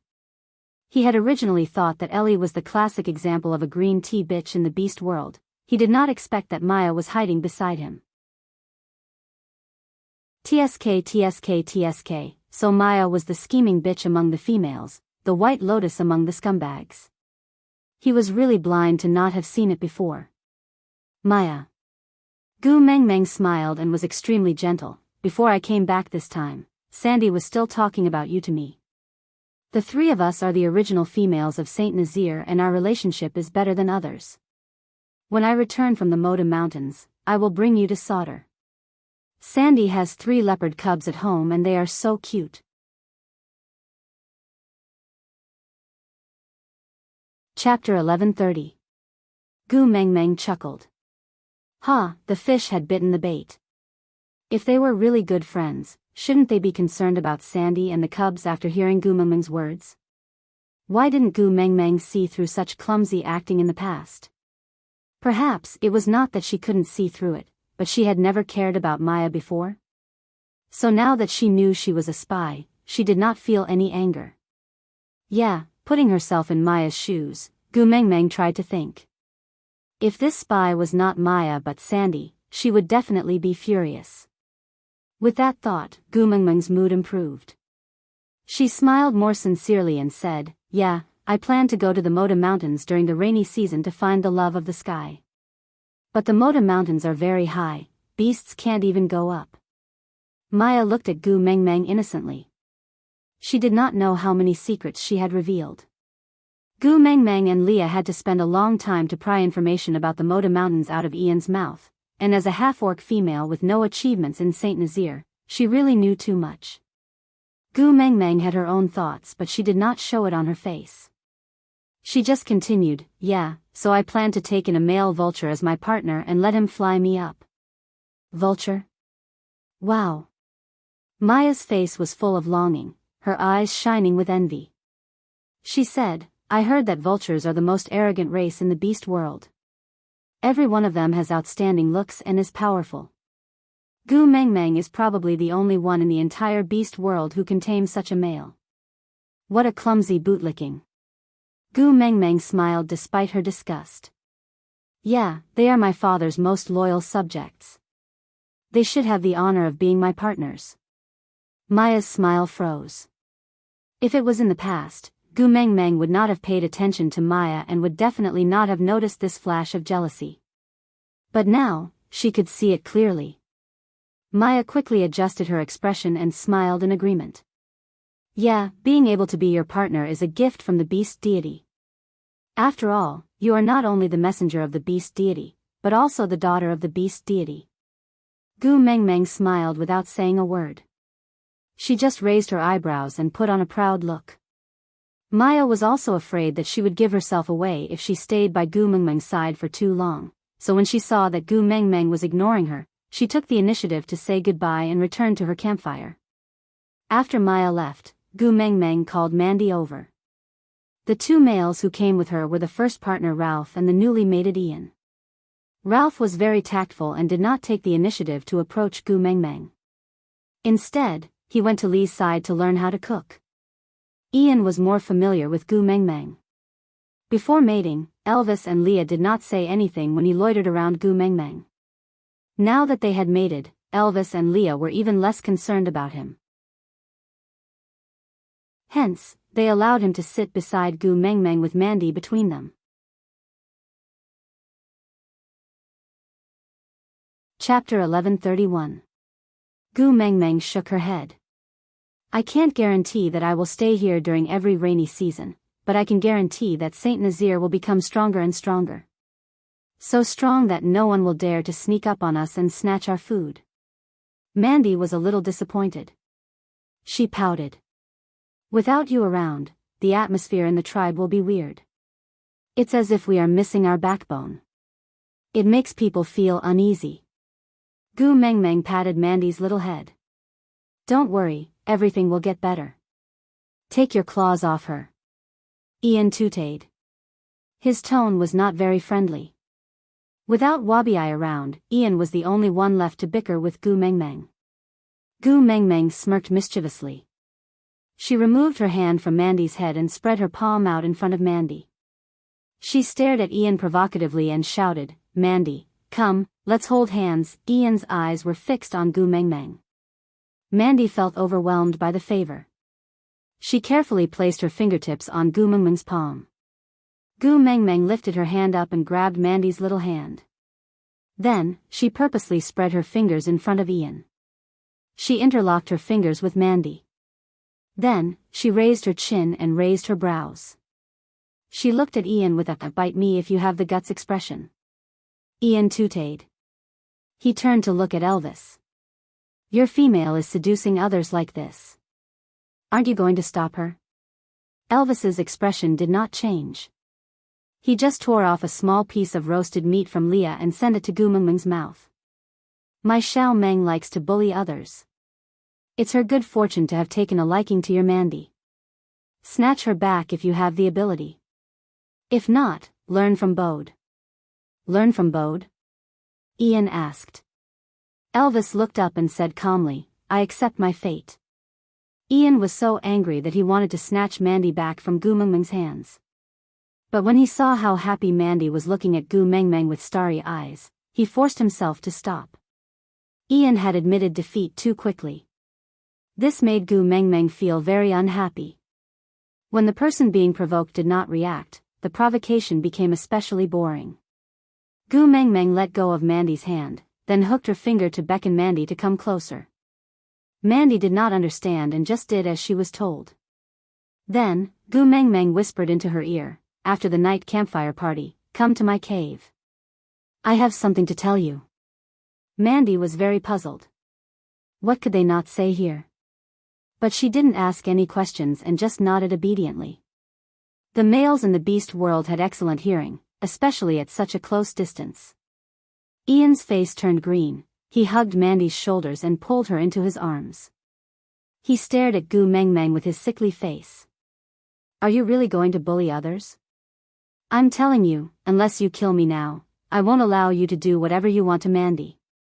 Puff, Gu Mengmeng almost choked on her own saliva. She stared at Ian with widened eyes. What do you think I want to do to Mandy? Ian's face flushed red and he looked at Gu Mengmeng as if he was looking at his love rival. After holding it in for a long time, he said, why don't I fly to Solder overnight and bring Sandy back for you tomorrow? No matter what you want to do, just look for Sandy. Gu Mengmeng held back her laughter. She understood that Ian must have thought of her as a lesbian.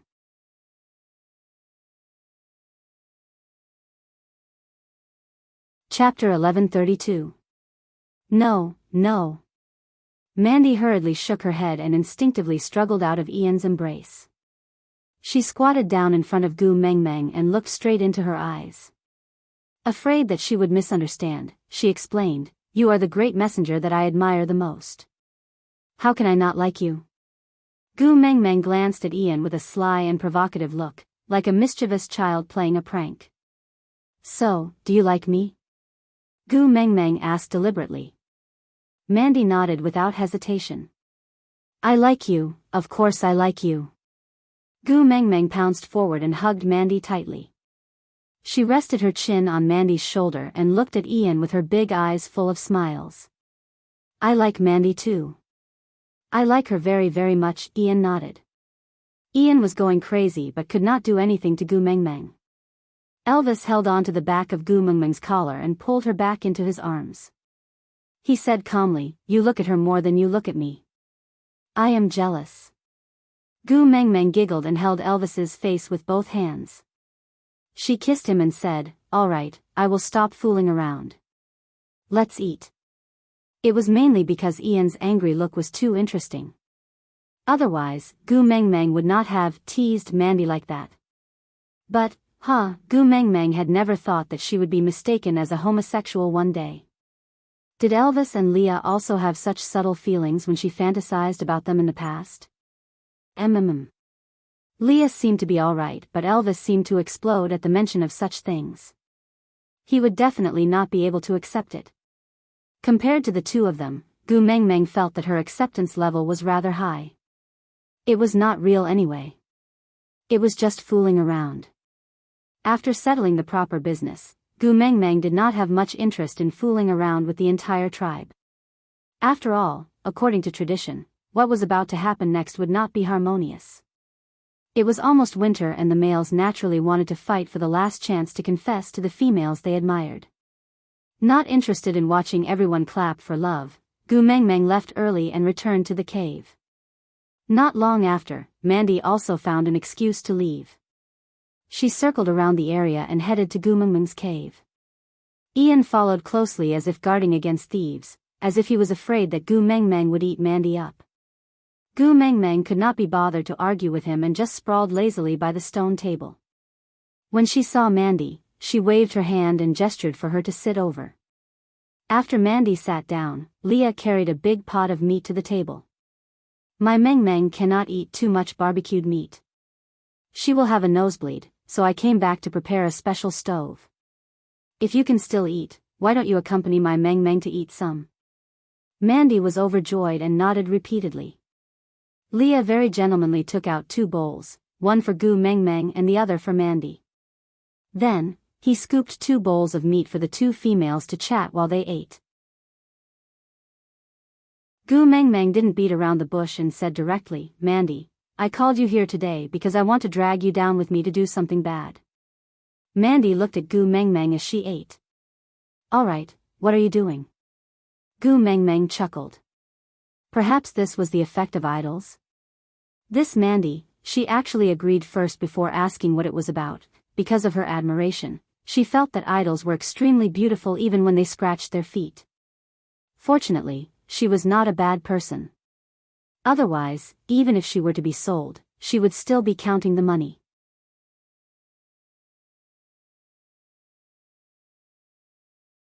Chapter 1133. Mandy looked at Gu Mengmeng, not really understanding. Gu Mengmeng said, I want all females to keep their distance from her and not play with her. Mandy nodded in realization and said with a smile, I understand now that you put it this way. Without asking why, Mandy nodded and continued. No problem, leave this matter to me.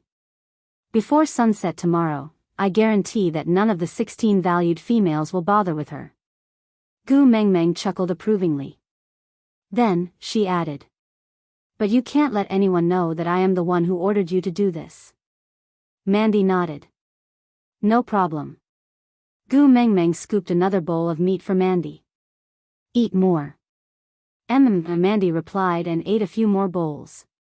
Gu Mengmeng's appetite wasn't big and she had roasted meat during the night campfire party. Hence, most of the stewed meat went into Mandy's stomach. After finishing her meal, Mandy licked her lips and bade farewell to Gu Mengmeng reluctantly. She then followed Ian back to her own cave. Leah smiled at Gu Mengmeng as he tidied up the cutlery. Looks like we have the same idea. Gu Mengmeng chuckled in Elvis's arms. In the beast world, females are the most respected. Mated males treat their females like deities. As long as the 16 valued females ostracize Maya, it will be difficult for her to do anything in Saint Nazaire.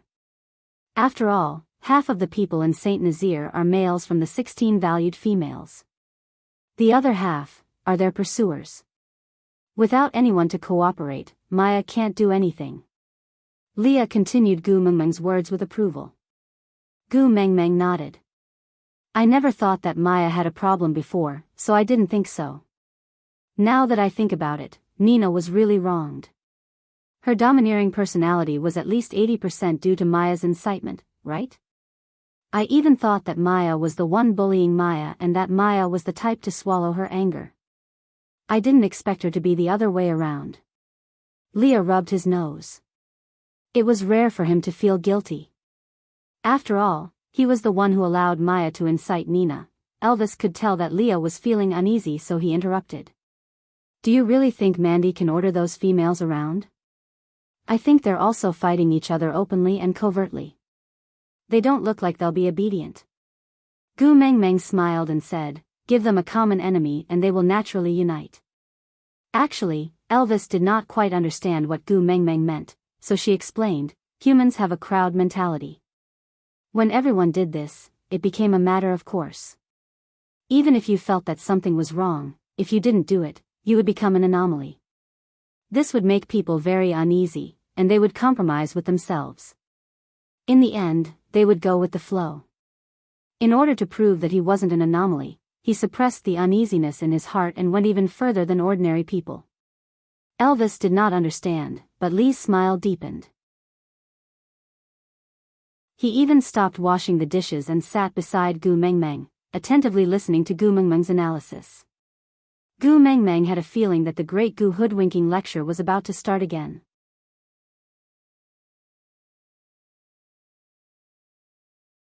Chapter 1134. Let's take Maya as an example. Gu Mengmeng chuckled, then continued, I purposely arranged for her to sit beside me during the night campfire party today, and even called her over to my campfire to talk for a while. This was an opportunity for her to be hated. Elvis looked at Gu Mengmeng in confusion, asking, but Mandy also sat beside you, and went to talk to you, so will she be ostracized too? Gu Mengmeng shook her head and said, Mandy is the first beauty of the beast world that I personally named. She has taken the little bamboo cup that I personally made and has become my partner with my good friend Ian. She can come to the cave to eat, chat and play with me whenever she wants. If she sits beside me, everyone will only take it for granted. But Maya is different. Gu Mengmeng's gaze turned cold, and with a hint of slyness, she said, although the 16 valued females come from different tribes, they came to Saint Nazaire together. They are on the same starting line, and have a kind of empathy for one another. And Maya, the original half-orc female of Saint Nazaire, will never be able to blend into the circle of the 16 valued females. If she had a good relationship with me like Sandy, it would still be alright. But unfortunately, our relationship is just so-so. If Leah had not suggested for me to reveal the news to her today, I would have forgotten about this person. Gu Mengmeng paused, then said, if I really forget about her, it would be a good thing for her. After all, she knows how to show her weakness, putting on a cowardly look whenever she meets people, and is highly deceptive. Most females would not make things difficult for her, because a complete female would not even bother to treat a half-orc female like her as an opponent. But she just had to be like this, suddenly becoming the center of attention today. There must be some among the 16 valued females who are unconvinced, such as what right does a lowly half-orc female like her have to sit beside the messenger of the beast deity, or just because she is an original female of Saint Nazaire, she can claim a relationship with the messenger? How shameless, and other reasons are enough to make her ostracize. Gu Mengmeng took a deep breath and continued, and what Mandy has to do is just to randomly start a conversation, then add some fuel to the fire. Leah held his cheek and looked at Gu Mengmeng, his long and narrow eyes filled with approval. He loved Gu Mengmeng's craftiness like a little fox, it was really charming.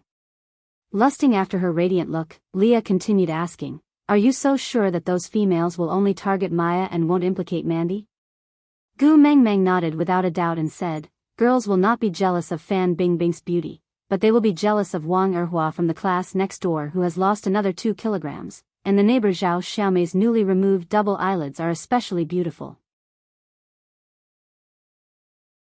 Who were Fan Bingbing, Wang Erhua, and Zhao Xiaomei? Looking at Leah and Elvis's confused faces, Gu Mengmeng knew that they would not understand her explanation, so she changed her explanation. Let's put it this way. For example, one day you suddenly say that you don't want me anymore and that you like someone else. Then, when I see that the person you like is Melinda, I might start bawling and scold you for being a scum. Then, after the emotional trauma has passed, I will slowly recover. But if the person you like is Nina, then I will definitely be unhappy. She is not as good as me in every aspect. Do you want her to not want me? This is simply trampling on my dignity. I can tolerate it, but I can't. We have to fight it out, right? Aside from the topic, regarding Maya, let me say a few words. This person did not suddenly turn evil. Actually, I have mentioned it in the previous chapter. I don't know if everyone still remembers it. 1. When Gu Mengmeng left the Snake King Valley and brought her tribesmen back to Saint Nazir from Sauter, they encountered stray beasts on the way. Then, how did the stray beasts know their route and exact time? At that time, Gu Mengmeng was already a beast king. If someone was following them, they would definitely discover it. So, there must be a traitor. 2. Cole used a worm on Leah, messing up his rationality and driving him crazy with jealousy. The last straw that broke the camel's back was when Maya said, Burke brought Kanwu and the rest along with Gu Mengmeng. They are more like a family than Leah. 3. Previously, on the grassland outside Sauter, the half-orc female who was with Cole was also Maya. I don't want my babies to become conspiracy theorists, but I'm afraid that you will feel that Maya's turn to evil was too sudden, so I'm going to recap the past.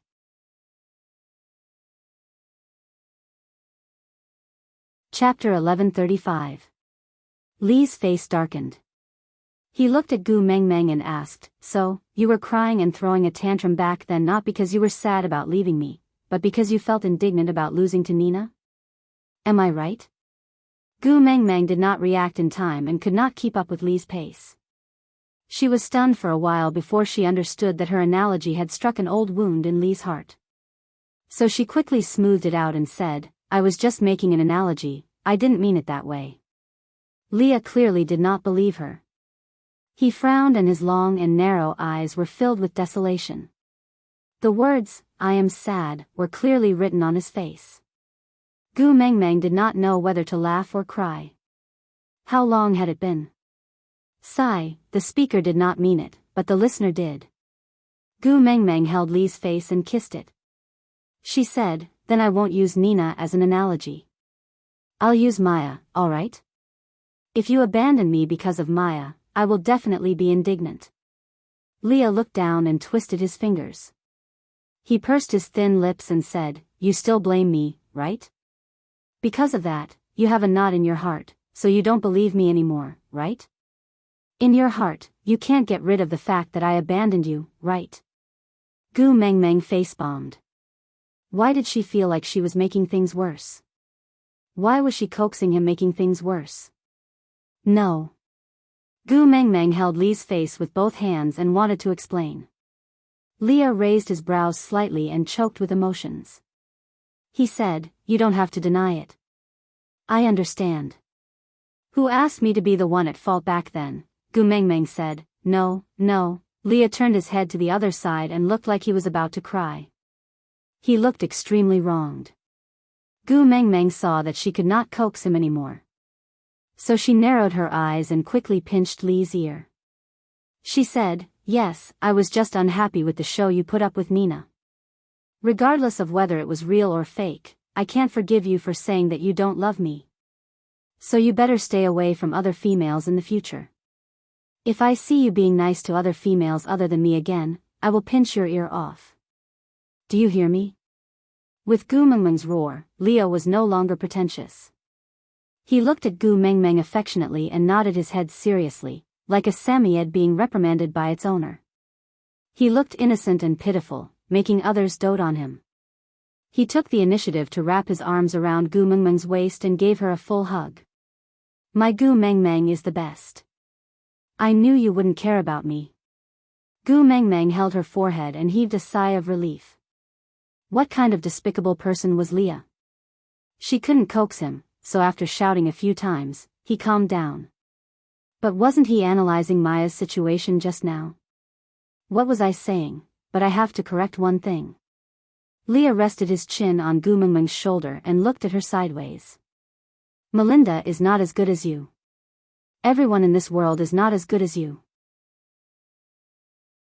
You won't lose to anyone. Gu Mengmeng could not help but laugh out loud. She was actually happy to be praised by her own man.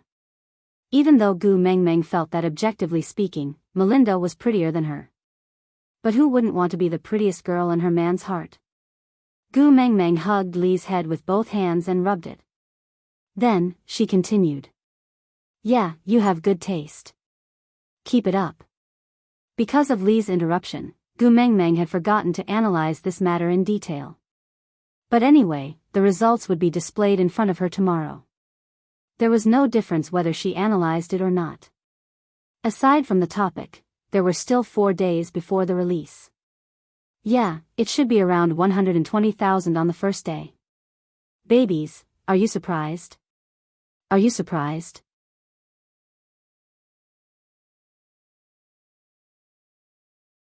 Chapter 1136. Mandy indeed did not disappoint Gu Mengmeng. The next morning was still fine, but by noon, the atmosphere in Saint Nazaire was clearly different. As Elvis had already stored enough food and did not need to go out hunting, Gu Mengmeng let him accompany her to walk around the tribe.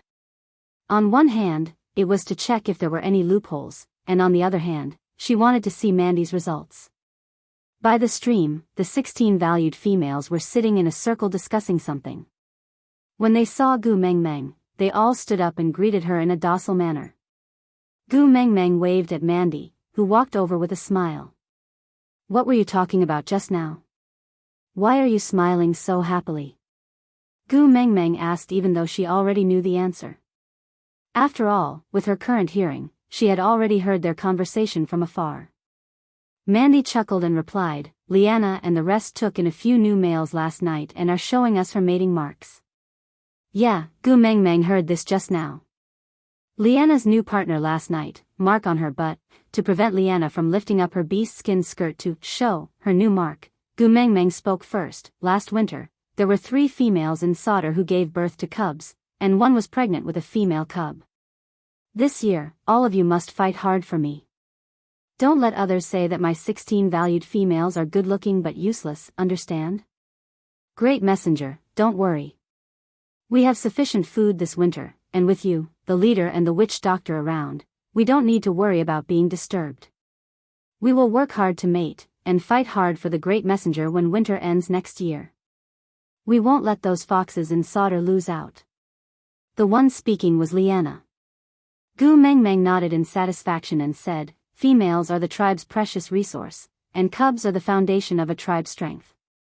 All of you must work hard, the glory of Saint Nazaire depends on all of you. The females were all fighting to be the first to agree to Gu Mengmeng's request, as if they were injected with chicken blood. Gu Mengmeng nodded in satisfaction and thought to herself, Males, this is as far as I can help you. As they were chatting and laughing, Maya also arrived at the stream. But before they even got close, the faces of the 16 valued females darkened. Gu Mengmeng pretended not to understand and looked at everyone, then at Maya, not saying a word. Mandy exchanged glances with the 16 valued females before walking to Gu Mengmeng's side. She said coquettishly, Gu Mengmeng, I have a secret to tell you. Follow me back to my cave to take a look, all right? Gu Mengmeng naturally had to go along with Mandy's act, so she nodded. All right. After agreeing, he said to the others, Sorry girls, Mandy and I will be leaving first. I'll chat with you another day. Take care, great messenger. Goodbye, great messenger. The 16 valued females smiled and waved at Gu Mengmeng, then watched her leave. In actual fact, Gu Mengmeng and Mandy had secretly returned to the stream after taking a detour. But this time, they hid behind a large tree in the distance, quietly observing the situation by the stream without revealing themselves. Hey, half-beast female. Liana was the first to attack. She took a step forward and stood in front of Maya. She said, "We sisters want to rest by the stream. Get lost."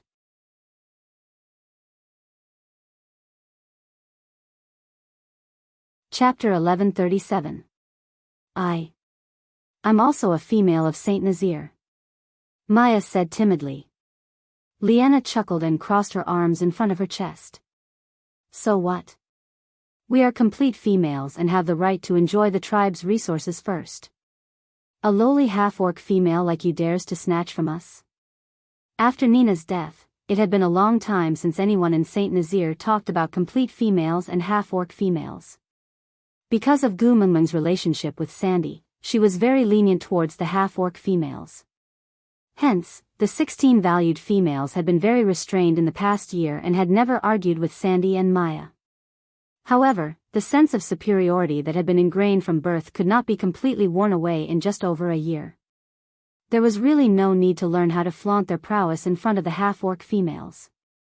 Every complete female could do it easily. Especially when the 15 present were the original first beauties of the tribe. This sense of superiority was even more obvious. All of them were at the peak of their abilities. Gu Mengmeng said that in Saint Nazir, half-orc females are not inferior to complete females. We are all the same. Maya could not keep up the act any longer. She clenched her fists tightly by her side and her voice was sharp. Liana looked as if she had heard a joke. She lifted her chin and looked at Maya. Oh, are you trying to curry favor with the great messenger just because you are an old tribesman of Saint Nazir? Are you trying to show how close you are to the great messenger so that you can use her name to pressure us? That's not what I meant.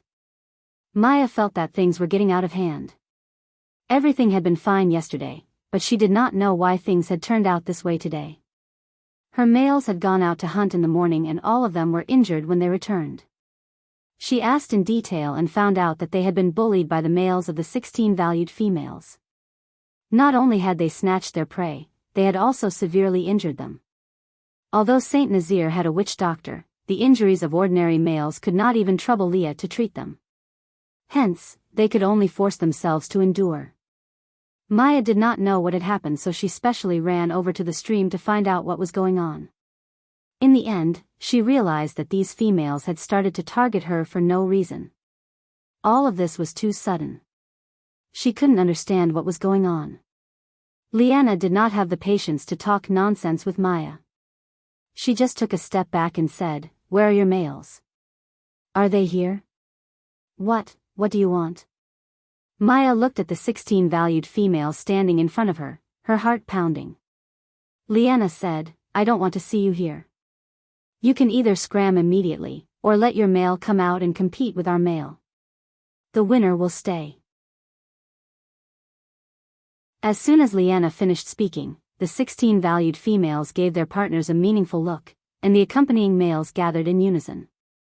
In the beast world, a female would have at least 2 family members by her side, the first partner and the strongest male in the family. The 2 of them usually didn't need to go out to hunt. They would always stay by the female's side to ensure that she lived comfortably and safely. Just like Sandy's Boyd and Colin, and Mandy's Ralph and Ian. Therefore, almost all the orcs that surrounded them were level 3 and level 4 orcs. Maya only had a level 2 wolf, Nissan, with her. How could she possibly be a match for them? You. Maya's eyes reddened. She stomped her feet, turned around, and ran away. She looked extremely wronged.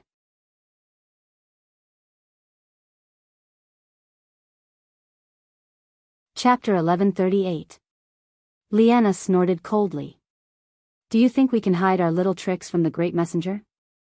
"You mean," Liana continued. "With the great messenger's intelligence, the moment Mandy said we were going to pull her away, she knew what we were going to do.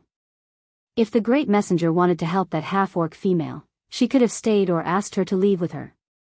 But the great messenger left with Mandy without even turning back. Isn't it obvious that she will not side with her?" "Yeah, that makes sense." Another female agreed. Liana continued. "Maya is not Sandy. Even if she really complained to the great messenger, she will not pursue the matter even if we deny it. But, if she really dares to sow discord in front of the great messenger and ruin our image, we will show her the prowess of the 16 valued females. The 10 over females roared with laughter. Then, they all started to think about how to teach Maya a lesson. Elvis, who had been by Gu Mengmeng's side all along, felt his scalp go numb. He carried Gu Mengmeng up and turned to leave. No way, these females were too scary. He could not let Xiao Meng stay with them anymore. She would be scared. However, he seemed to have forgotten. The one who had instigated these females to target Maya was the little fairy in his arms. After walking for some distance, Gu Mengmeng patted Mandy's shoulder. Now that I have dragged you down with me, we can be considered to have been in the same boat. Although Ian had never been my messenger's protector, his importance to me wasn't any lower than Colin's. So, you can treat me like a good friend like Sandy in the future. When you need my help, you can look for me in my cave. When you miss me, you can also look for me, yeah. Mandy smiled so widely that only her teeth could be seen. It was 70% blissful and 30% sweet. Gu Mengmeng smiled back. It's almost noon. Do you want to have lunch together? Mandy's eyes instinctively darted to Elvis's face. She was clearly trying to read his expression. It was almost winter and by then, Gu Mengmeng would have to stay in the cave no matter how much she liked crowds. So before the snow sealed off the mountain, Elvis did not stop her even though he was unwilling. He nodded, silently allowing Mandy to accompany Gu Mengmeng for a meal. Mandy was overjoyed as she nodded. Then, she turned to her partner and said, "Ralph, send me to the outskirts of Gu Mengmeng's territory, then go back and ask Ian to fetch me." "All right." Ralph nodded, then carried Mandy up and followed Elvis back to the cave. As winter was approaching, Oriton, who shared meals with them, treated every meal as his last. As a result, the amount of prey he brought back increased day by day, causing Leah, who was in charge of cooking, to have a bad expression on his face. There were a few times when he wanted to reject Oriton's request to share a meal with him, but on account of Gu Mengmeng, he held himself back. When Gu Mengmeng returned, she saw Oriton circling around the pot. Barit was like a silent ranger sitting quietly at the entrance of the cave, his deep and precise gaze capturing Gu Mengmeng's figure. Meanwhile, Leah was looking at Oriton with disdain while cooking. Seeing that Gu Mengmeng had returned, the smile on his face turned warmer.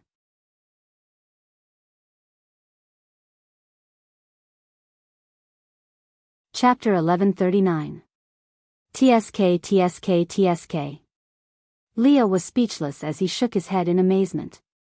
This female's technique is really, Gu Mengmeng chuckled and continued Li's sentence.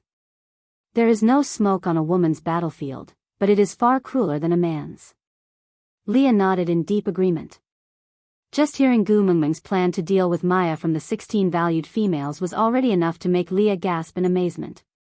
He had always thought that the Snow Fox tribe was good at scheming, but now he realized that their so-called scheming only applied to making use of others.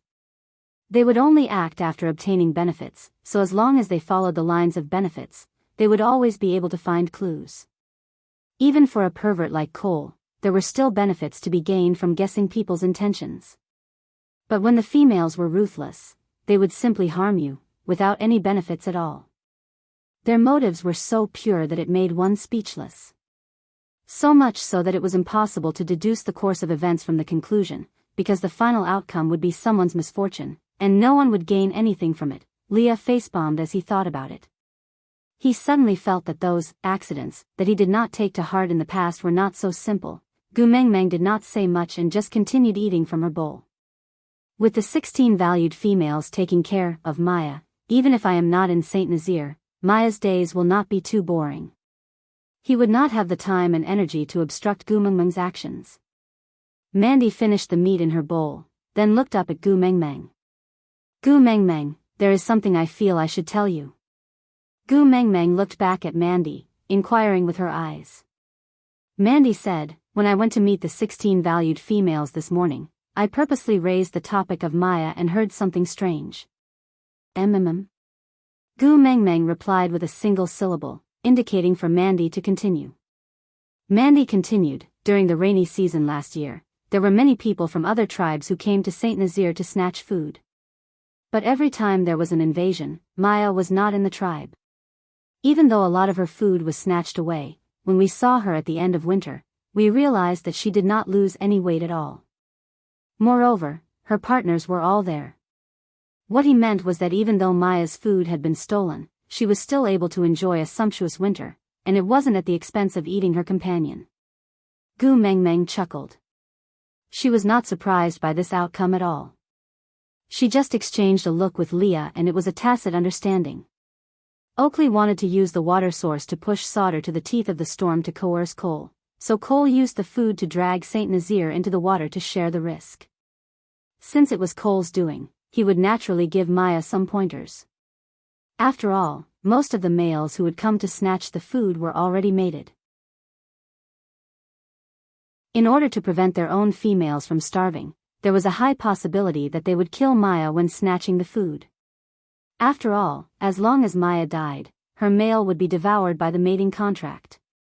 This way, the food that her family had stored up would become ownerless, and they could take whatever they wanted. Maya was an important chess piece in the game between Cole and Leah. Naturally, Cole would not let Maya die so easily. So it was natural for him to give her a few pointers before she made a move. He couldn't let the food robbers kill Maya, and naturally, he wouldn't let her starve to death during the winter. You're tuning in to the Romantic Tales YouTube channel. Don't forget to subscribe and join us on this journey to catch the most captivating stories.